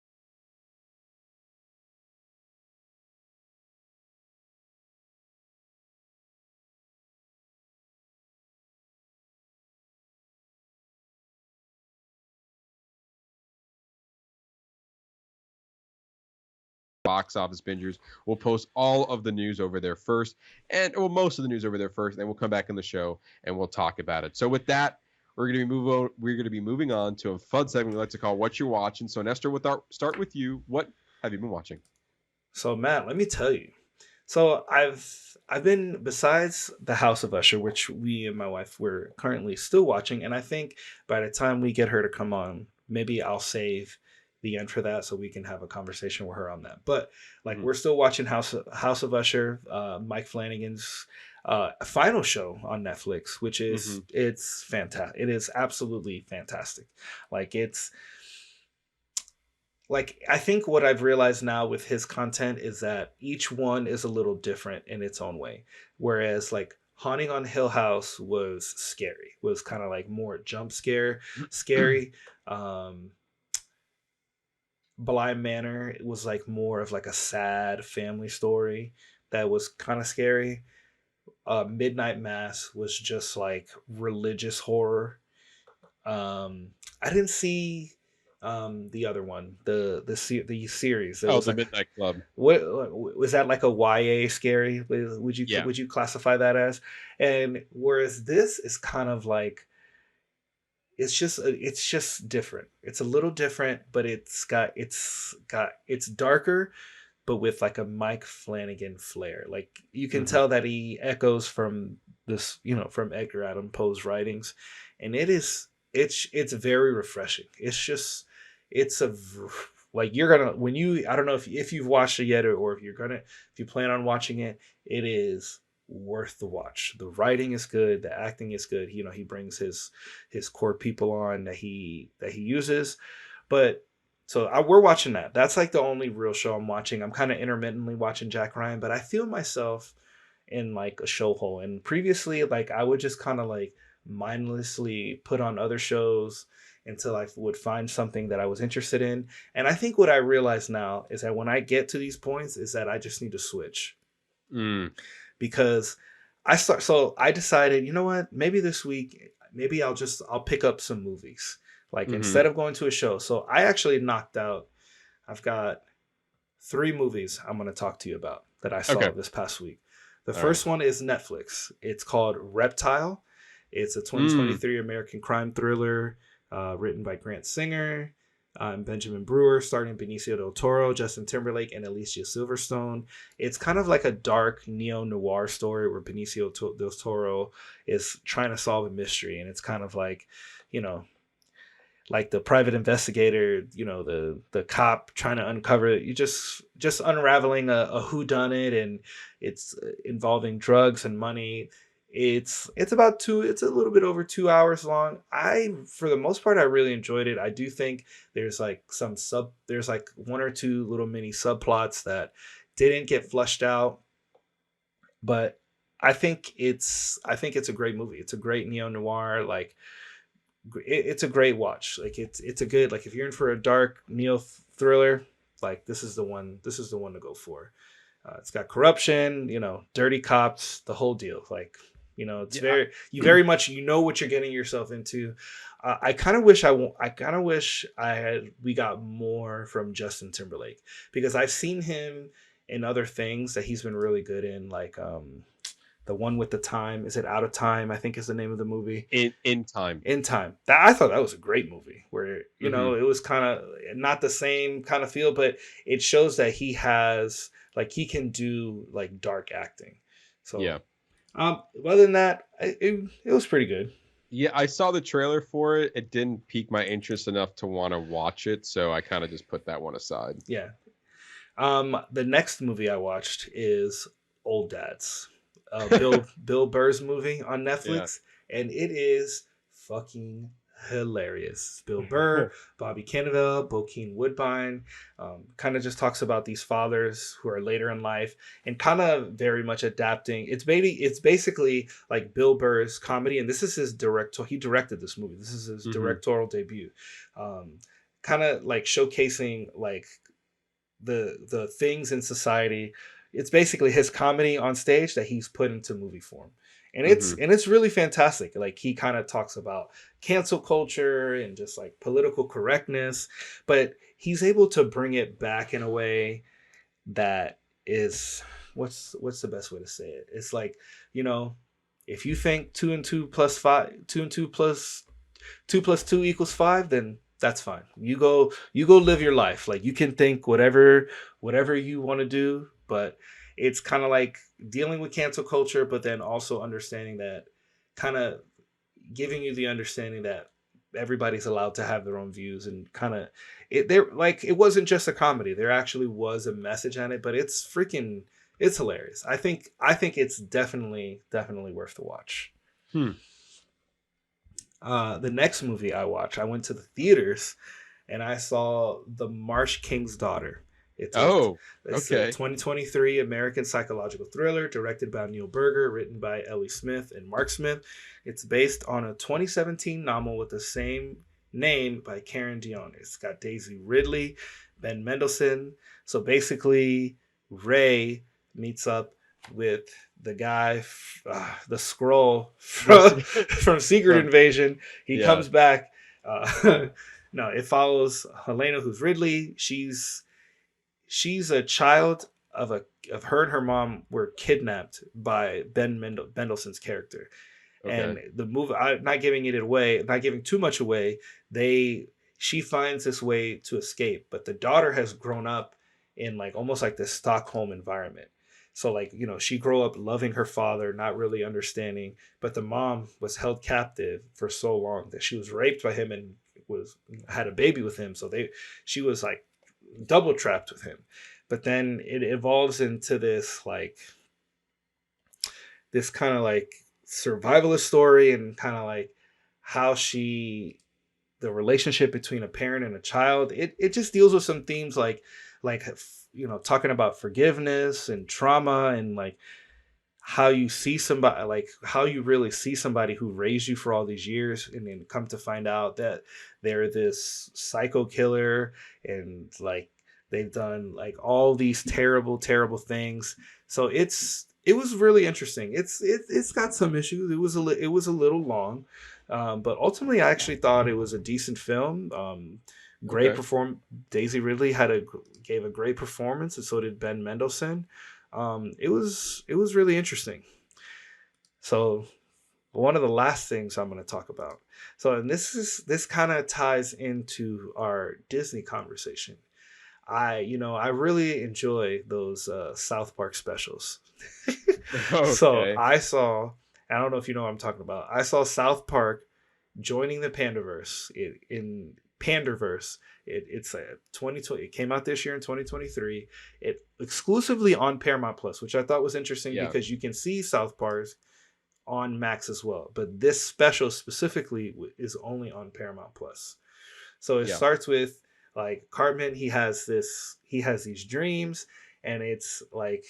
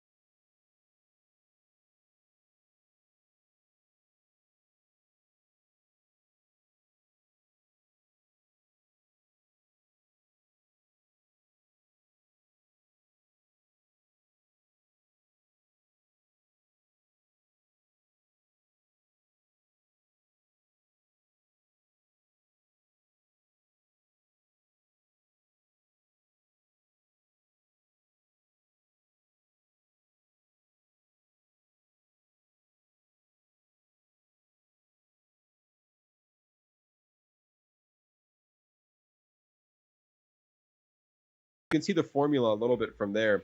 And I feel like he's taken a little bit from Midnight Club, a little bit of Hill House, a little bit of Bly Manor, a little bit from Midnight Mass, taking all those actors from all those various projects and just like delivering us gold right now.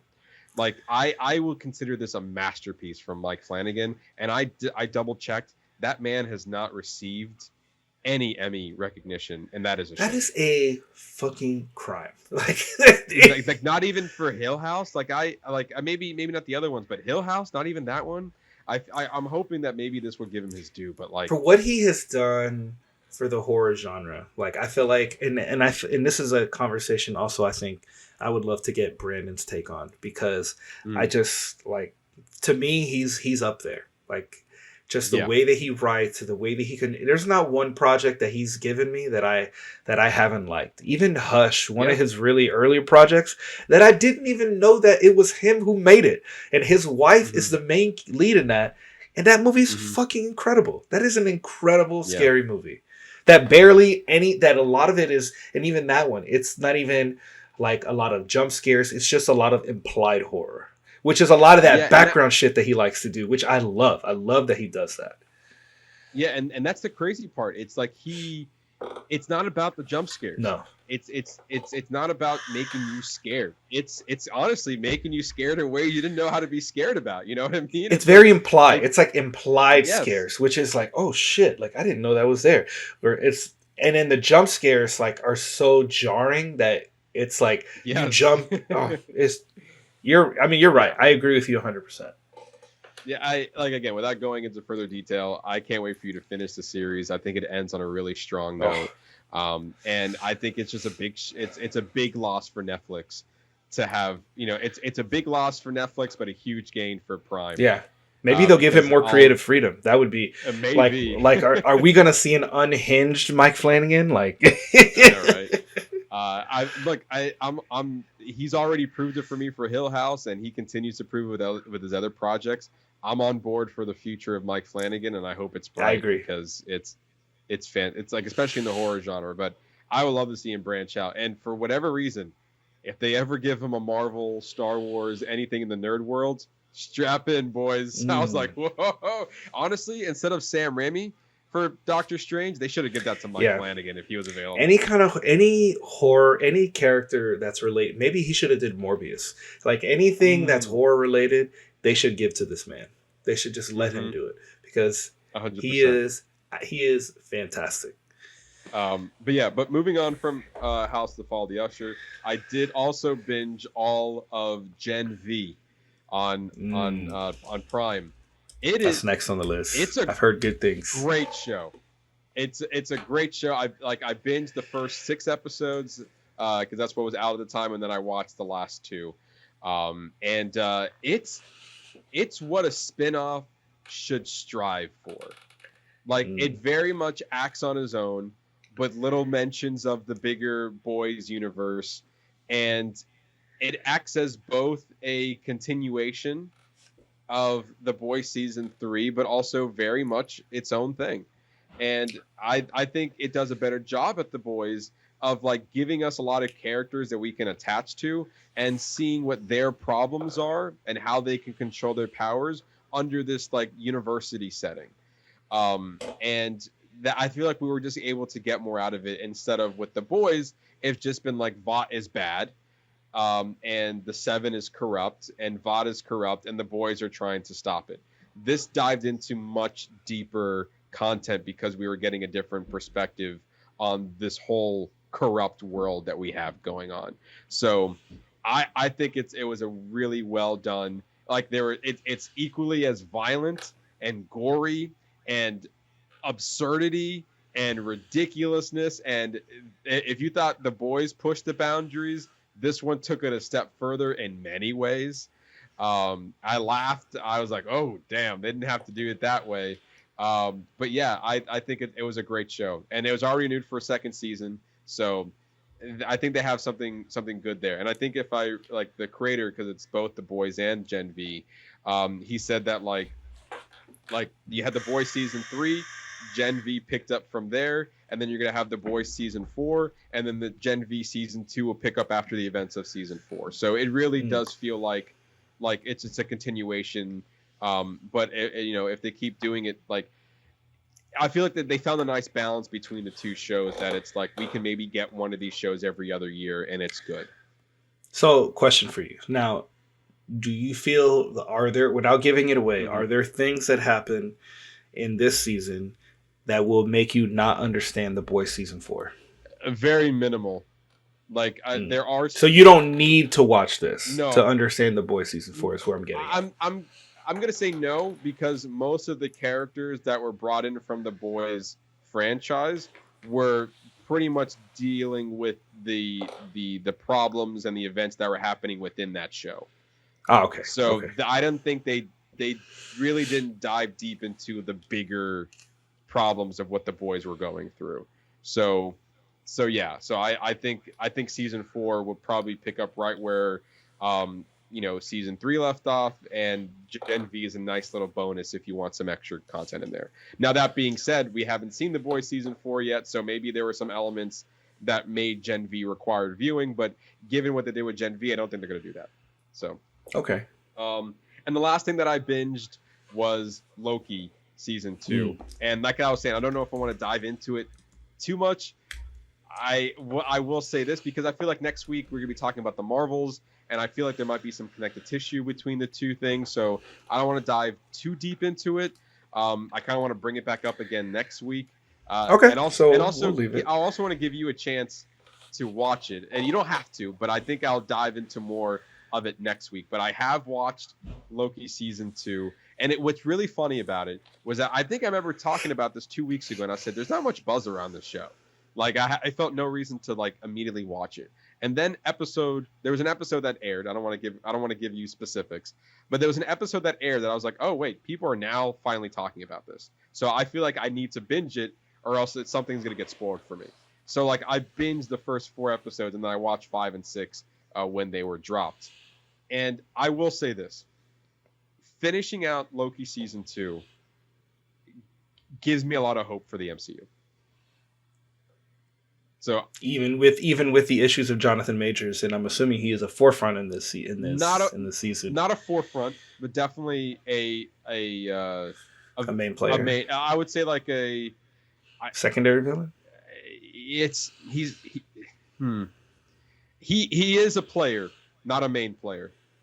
Okay. Yes. Okay. So like it does. He is a focus, but not the focus. Okay. And honestly, it took the finale for me to like. The finale for me really changed my mind on what this season was and where the future of the MCU can go. It was the finale that really did it for me. I was like, oh, okay, all right. But yeah, I kind of want to give you a chance to watch it because I really want to talk about it. But I'll save that. Even if you don't, I'll save my feelings and thoughts for next week. Okay. But with that, that's all we've been watching. So now we're going to be diving into our spoiler review of Anatomy of a Fall, our foreign film of the month. It's a French film. It's been a lot of buzz in the Oscar season. A lot of buzz in the awards season. Ernesto, your thoughts on the film? Well, I think I should get the song back out. No, I'm just kidding. I have to tell you that I absolutely love this movie. I need to say thank you to you for forcing us to watch this movie. You're like, I think this movie is going to be worth it. And you know what, sir? You were 100% correct. I think this was a great, great foreign film pick.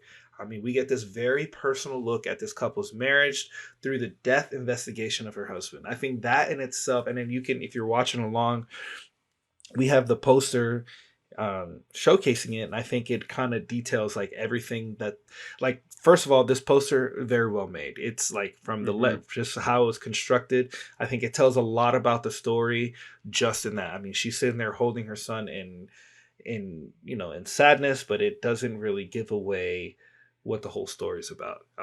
It kind of is also, and I don't know, I didn't get a chance to look it up, but it is an interesting look into of what the judicial system of France is. It seems like they take into account a lot of feelings and a lot of like what the intent. It seems like intent is what they really focus on, and they do that through a variety of different ways. I mean, that one prosecutor on the other side was like really hounding in on her. I also heard a review, which I didn't consider until I heard this, is that them forcing her to speak French, knowing that French is her second language, is already putting her at a disadvantage when she's trying to convey these very complicated issues. And we see that showcase halfway through the court hearing, where she's just like, fuck it, like, I'm switching to English because like I can't convey to you what I need to through us trying to translate. Like, it's just not gonna come across correctly. I thought that the audio fight. So okay, first there's two main things. I think that the 50 Cent cover that they use in the beginning, I think what a great way to set a tone for the story, and to really, without really spending a lot of time with this character, by him playing that song in the beginning and elevating the volume, it literally speaks volumes about his character and where he was mentally.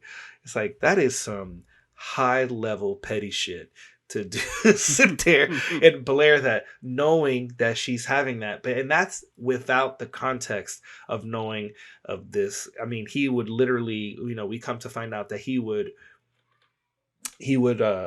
record their fights together, so we get this extremely intimate conversation between a husband and a wife. I mean, how horrifying for the actress Sandra Hüller, who plays, I believe her name is Helena, in the movie. How incredibly like personal, just I just think it was just really well done. It says she played Sandra in the movie. Sandra. Yeah, okay, so she started the same name as the actress. Interesting. Okay, and maybe that's why I thought it was wrong, because I was like, I thought maybe it was Sandra, but yeah. But yeah, Matt, what about you? Yeah, so I, as usual, this is not actually the movie that I was expecting to watch, but also I didn't even watch the trailer. I solely picked this movie off the buzz. I didn't feel the need to watch it. I feel like, if the buzz is already generating this high, we should at least give it a chance. So I kind of went in there with zero prior knowledge of what this was, aside from the trailer. Aside from the poster, it looked like there was going to be a murder mystery involved. But I think what I wasn't expecting was, like, this whole movie was not about. It was about the murder, obviously, but it wasn't about whether or not she did it. It was literally. It was kind of what the title suggests, anatomy of the fall. It was more or less the process from beginning to end of how all of this kind of went about. And then I feel like the movie, in a way, gave us all of the pieces in the midst of this trial. And they're like, they didn't show us what really happened because nobody saw what really happened.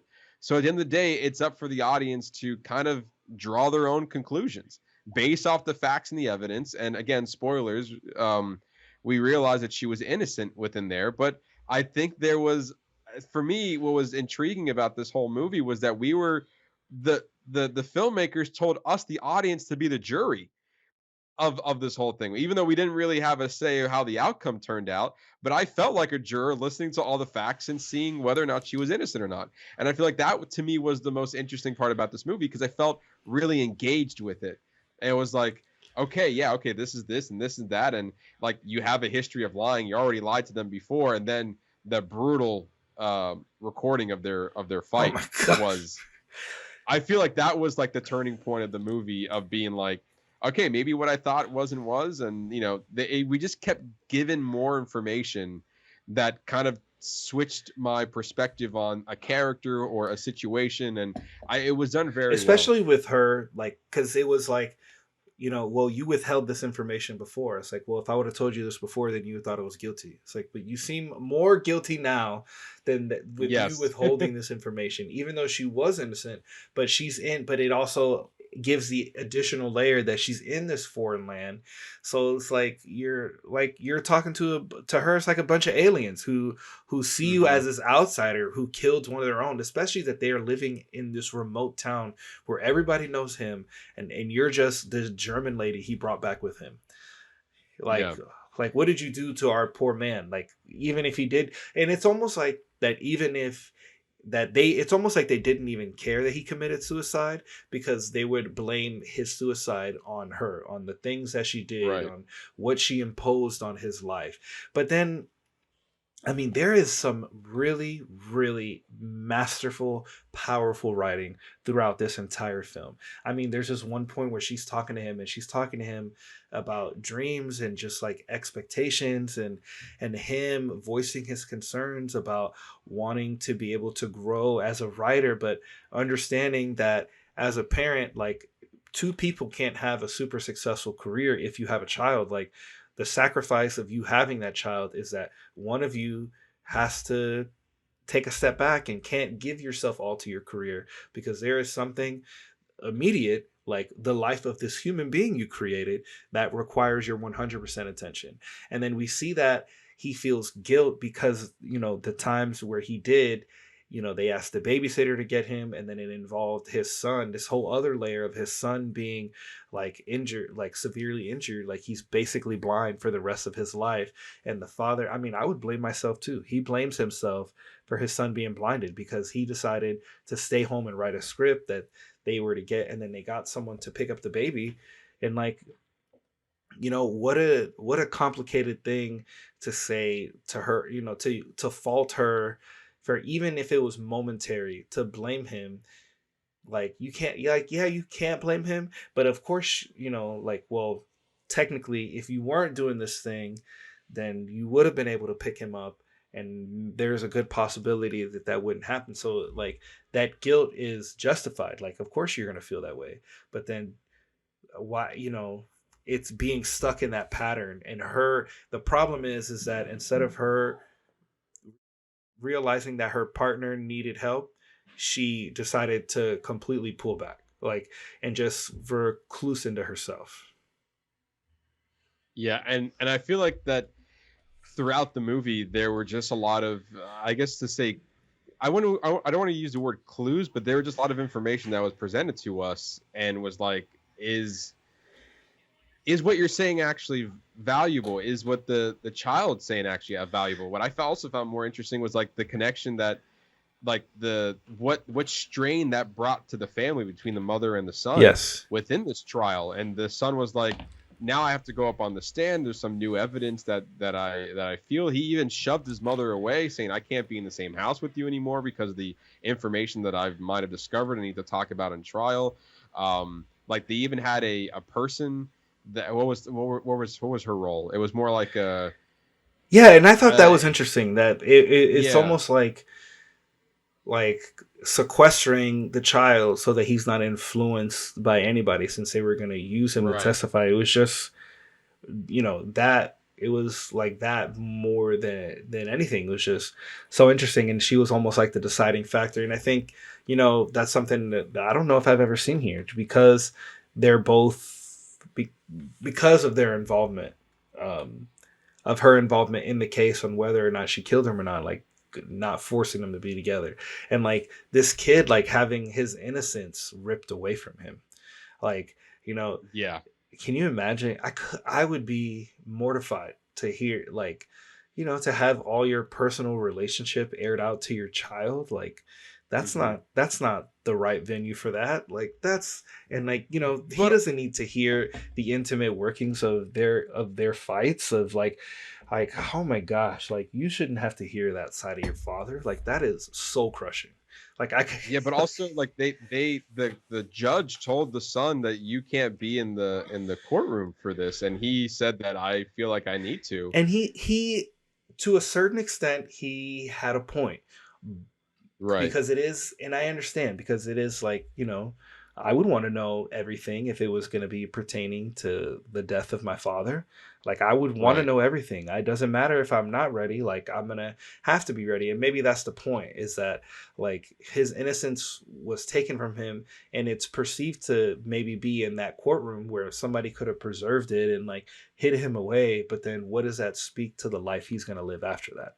Like, Right. yeah, everybody goes through hard shit and they have to learn shit, maybe not at some other person's predetermined time. Like, this was just the time that this kid's innocence was robbed from him. He had to come home and watch his dad bleed out and die in the snow, and then he had to watch this long drawn out case to understand and to ultimately find out why his dad killed himself, which is equally like just as sad. Yeah, but also I think the beauty about this movie is that we don't really know exactly what happened. Like, we don't know. I mean, I know the blood spatter at the end. They I think they definitively say that she is innocent. I mean, that was the end of the film. No, they do that, but she is innocent, and then like the mother and the son kind of reconcile at the end of the day and being like, the son also did a very dangerous experiment with his dog, the dog that's helping you see, by the Yeah, way. exactly. and did a very dangerous experiment to make sure, like, he knew exactly what he needed to do and make the dog be the test subject on if these pills were actually suicidal or not, or at least can cause death. And then for him, that was kind of like wow, my dad maybe did try to kill himself because this is the same issues that were happening a few months ago. I think they presented a lot of evidence that proved that he did committed suicide, but I feel like there's always a part of that conversation where, like, or did he? Yeah, we don't know. Like we don't know. But I feel like part of it, like, that's not really part of the story. I mean, I feel like for me, the back of my mind was like, I really like the person who wants answers. Like the side of me that just wants the answer and wants the movie just to tell me what the outcome was and what really happened.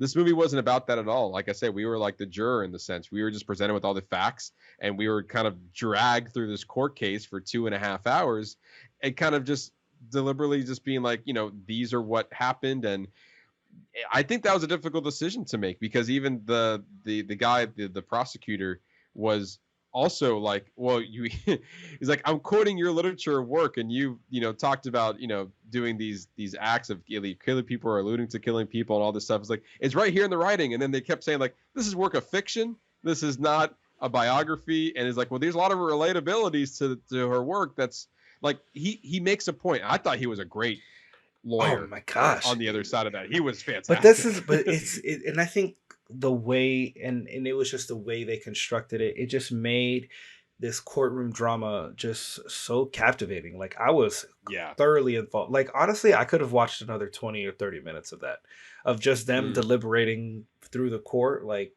I could have watched another 30 minutes of it. I found it the way they shot it just so fascinating.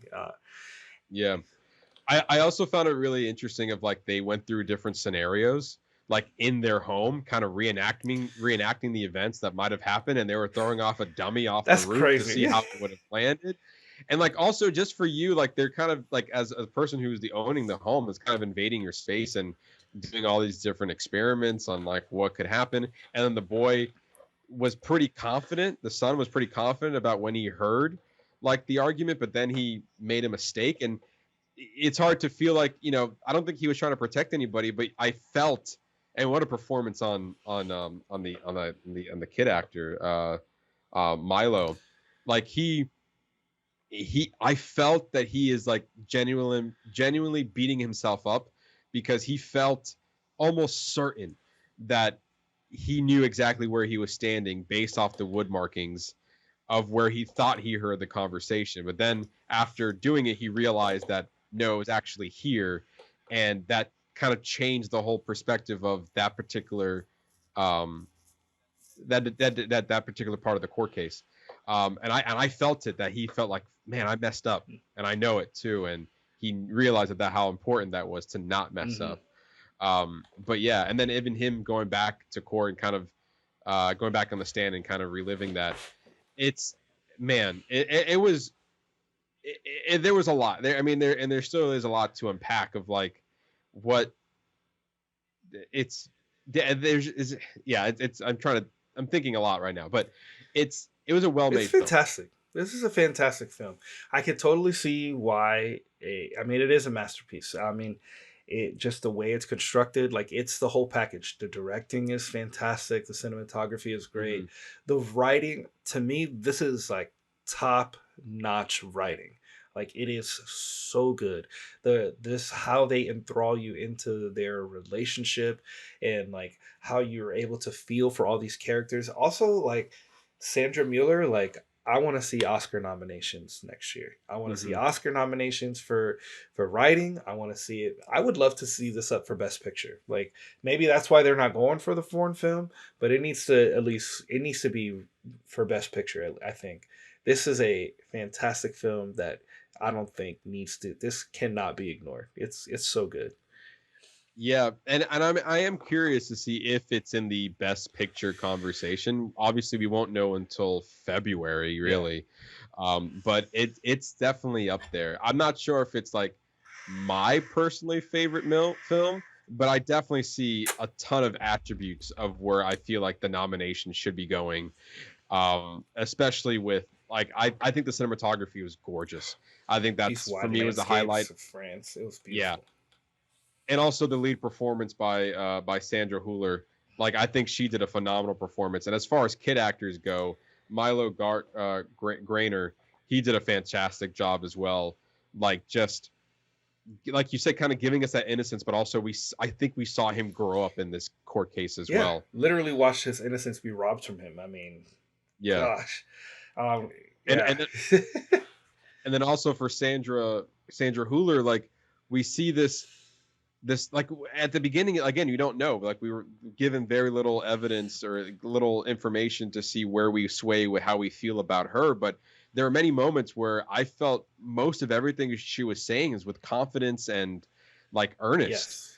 Like, and if she was lying in any way, I feel like there was a lot of reasons to back it up.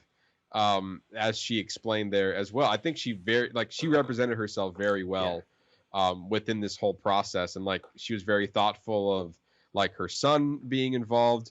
But what I found interesting was that I think given like her relationship with her husband, I don't think there was a lot of moments of grieving unless the grieving process was kind of ripped from her as well because of the court cases. That's what I think. I think that she wasn't allowed to grieve because immediately, she called the cops and then they didn't immediately rule it as a suicide. So it's a homicide. And guess what? You're our main suspect, especially since you're this outsider and our friend who has lived here and then came back with you.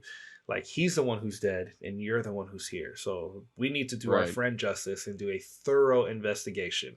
And then that's what we see is this long drawn out process. It's like, she's being pulled back and forth. It's like what time do you get to grieve? And I think, and now that you bring it up, it almost, because at the end of the movie, I thought like the court case would be the end, but we get a little bit of exposition afterwards. And I feel like afterwards we get this moment where she starts to just sob and is very quiet and somber. And I feel like that's the moment where she was finally allowed to grieve for the death of her husband.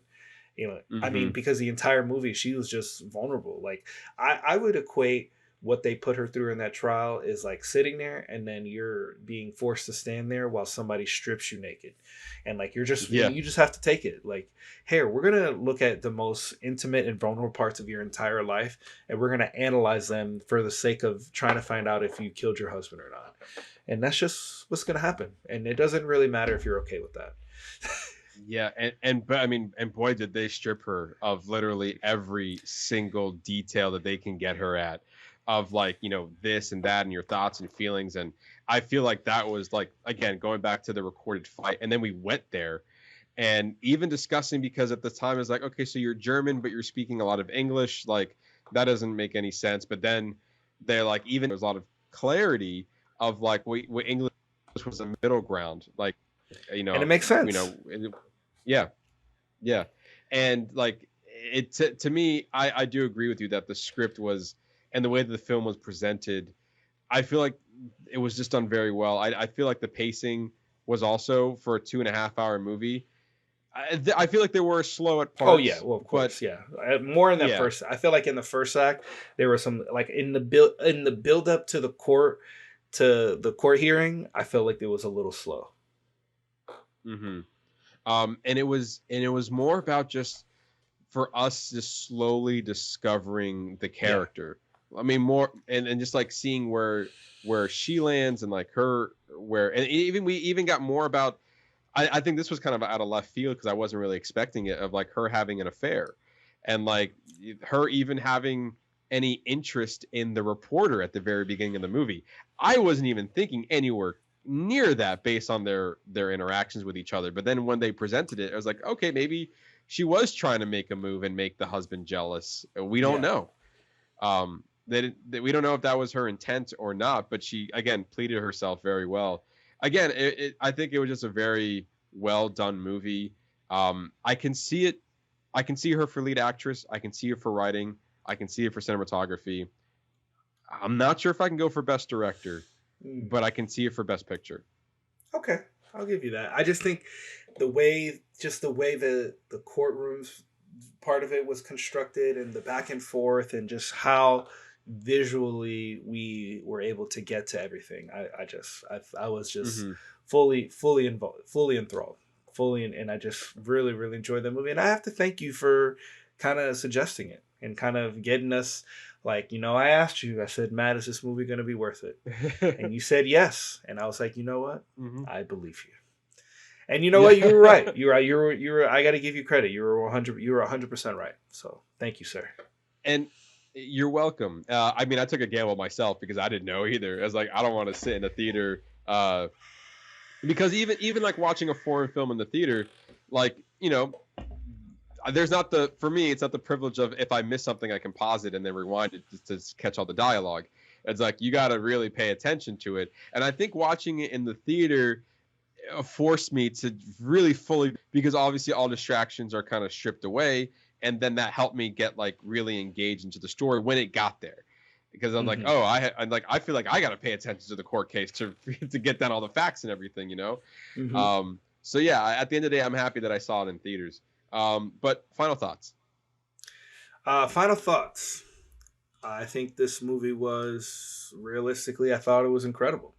I thought I would love to see, as we've been talking about it, and I want to see it spoken about it in all these in these categories for the Oscars. I think it's well deserved. It's just refreshing to get something a little different. I mean, we got all-star performances from Sandra Hüller and also the son. His name escapes me right now. Milo. Thank you. I think he did a phenomenal job. I actually would. This is a movie because I saw it by myself. I think I'd be interested to watch it with my wife and kind of see it from like watch it as a married couple, because there's just so many elements to discover when we go over stuff. And I think just side note, a lot of couples, when they watch stuff together, they have these conversations that we're having right now. Sure. Yeah. So, that's kind of where I'm at with it. Yeah, and kind of sharing your sentiment, I do think it was a very well-made movie. I don't know if it's a movie that I would go back and watch again per se, but I was able to, and I think a large part of it is because I watched it on the big screen, I was able to kind of throw myself and get fully invested into the story, and just kind of get this character-driven murder mystery, courtroom drama scenario of like kind of giving us the start to finish of this process. And I feel like I wasn't expecting that. And I think we dived in great detail about every aspect of it. And by the end of it, like we see her just kind of chilling in her bed with the dog, kind of in a sense of grieving. But then it, like from the movie sense, is like kind of taking a rest on itself because it went through a lot. Yeah. And like there were even times where like it was building up and I was getting anxious of some of the scenes because I'm like, this is like pretty brutal to put somebody through this. But I think that these are just people doing their jobs. And I am quite shocked in a way that this movie was not going to be the movie that's representing France. They chose to go with a different film. I would need to look into it, but I don't know which movie they recommended instead. So, but I think just because it's not going to be up for Best International Film, maybe to your point, it could lend itself to be available for other awards that, you know, that was, except for that one category. And I feel like it has a lot of legs and a lot of reason to be in the other categories as well. Time will tell, obviously, when February comes around, what the end result is. But if I don't see it in at least one category, I think this movie will be snubbed for any type of awards. It'll be some shit. Like if it gets nothing, I'll be very, very, very surprised. Very surprised. But there you go. That's our foreign film of the month, Anatomy of the Fall. As you can see, we both really enjoyed it. And if you have your time to get out to the theater before it leaves, recommend doing so. If not, it should be in streaming or probably home viewing very soon. Whenever you get a chance to watch it, we definitely recommend you to do that. I guess one more thing we didn't talk about. We didn't really talk about their financials. Oh, that's right. So I believe I looked up their budget was just over $12 million. Okay. And worldwide so far, it's done almost 2 million domestically, and it's really making good money internationally, making it over 11. Most of its movie internationally for rounding out to just a little bit over 13 million. So it hasn't really hit its due just yet. But I mean, I'm starting to see a lot more showings pop up for this movie. So it could be one of those, like, you know, a slow burn in the box office. But who knows? I mean, typically these movies don't typically get a large return. I think if anything, if it can break even, I think that's a good start too. And also, it's a lot to ask us Americans to sit through an international film. Especially in the theaters. And I was wrong. It's about, the budget for the film was about 6.8 million. So okay. So it's already made. So it made double. Yeah, it already made its money. Average. There you go. And it's the average above. It's a little bit above average. So yeah, this is great. I think it's a testament to how great the movie is. I'm here to see all the love that this movie's getting. Yeah, and also, again, we're just kind of getting our early access into pretty much anything that we can get our hands on that has our early contenders as we kind of enter in the award season. But I think after Killers of the Flower Moon and after Anatomy of the Fall, I think for the next 2 or 3 weeks, we're going to be taking a back seat on some potential award contenders and diving into some superhero stuff. Tara, love the listeners what they can look forward to next week. Next week, we are speaking of Marvel. Next week is going to be our Marvel episode. We are going to be reviewing the Marvels. We'll be able to give you our take to see whether it's terrible or if it's amazing, because the consensus is either one or the other. There's not really it's kind of like in the middle. There's really none of that. It's either you really love it or you really hate it. So we'll see. Yeah, and I feel like I have high hopes for it because I was expecting overwhelmingly negative reviews. That's what I was expecting. That's fair. That's fair. And so now that I'm hearing that it's mixed, I'm like, oh, maybe there's something there. Maybe within all the reshoots and all the dramas that was happening within the production, they were able to salvage something into a good movie. And at this stage of the game, while Marvel's in their course correction phase, all I'm asking is for a good movie. Yep. So that's all we need. I haven't seen Captain Marvel since I saw it in theaters 4 years ago. Yeah, I got to rewatch that. Yeah. And then maybe just do an explainer video for Secret Invasion and Miss Marvel. Yeah, well, Disney Plus has the Marvel Legends tab where they do deep dives and 5-minute recaps on the character's journey. So I recommend just watching that, and it's coming right from Marvel, so they're going to probably tell you the more important things about each character you need to know going into the Marvels. But yeah, I'm looking forward to this episode. I'm always excited for a Marvel episode. They've let us down in the past couple of outings, but the last movie, though, was Guardians of the Galaxy 3. Guardians of the Galaxy Volume 3, and that was fantastic. Absolutely fantastic, yeah. So hopefully they can end the year strong. Like Quantumania was in February, not so great.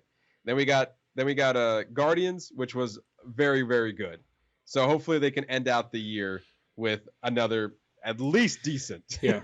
I guess we'll find out next week. We will.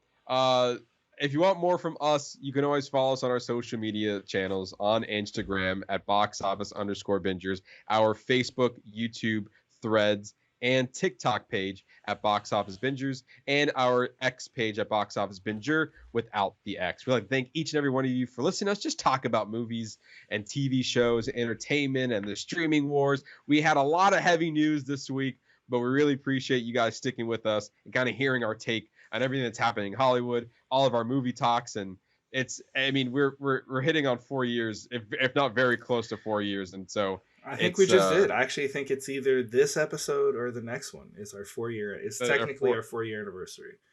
Wow. I think it's November 7th. If you give me 2 seconds, I will look for you. I do believe so. Can you believe that? 4 years, and then also on top of that. And what is this, 193? And 7 more episodes, we're going to hit 200. Oh, my God. Isn't that wild? It's wild how many episodes. Like, every time we week after week, I'm like, man, this never keeps going up, doesn't it? It's like, it just keep on rolling. Let's see if it'll let me go back that far. All right. Hold on. You're almost there. Yeah, it would be the first episode that's aired, I guess, will count as our anniversary date. Yeah, I guess technically. I think and then even then when we recorded it, it was maybe like a day or two. Yeah, it wasn't that far along. It was not that far along. All right, we're almost there. Mm-hmm. Wow, 4 years. And we've done quite a bit. Oh, I feel like, you go back and we haven't, our episodes, I think right now we've kind of got a groove over the past few years, but I'm sure at the beginning, but it's also not that far off. I mean, we're still talking about the same things we were talking about before. Matt, I'm about to blow your mind. Get out of here. Our anniversary, it's November 10th of 2019. No way! I swear. How crazy is that? God. Today is we're recording, so it'll be released after our anniversary, but we are recording on our actual anniversary. How crazy is that?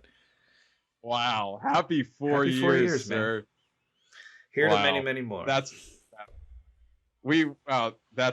insane. Who knew? At the end, who knew we're ending this episode on a positive note? I mean, we already were, like we do every week, but also like a big celebration. We need fireworks. Celebration. And then guess what? Our episode 2 was the streaming wars. What we were just talking about earlier.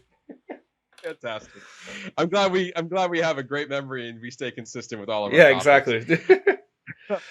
But thank you everyone for listening to us for the past 4 years. We really do appreciate it. Come back next week for more movie fun. You're not going to regret it. And for that, I've been your host, Matt Diaz. Ernesto Santos. See ya.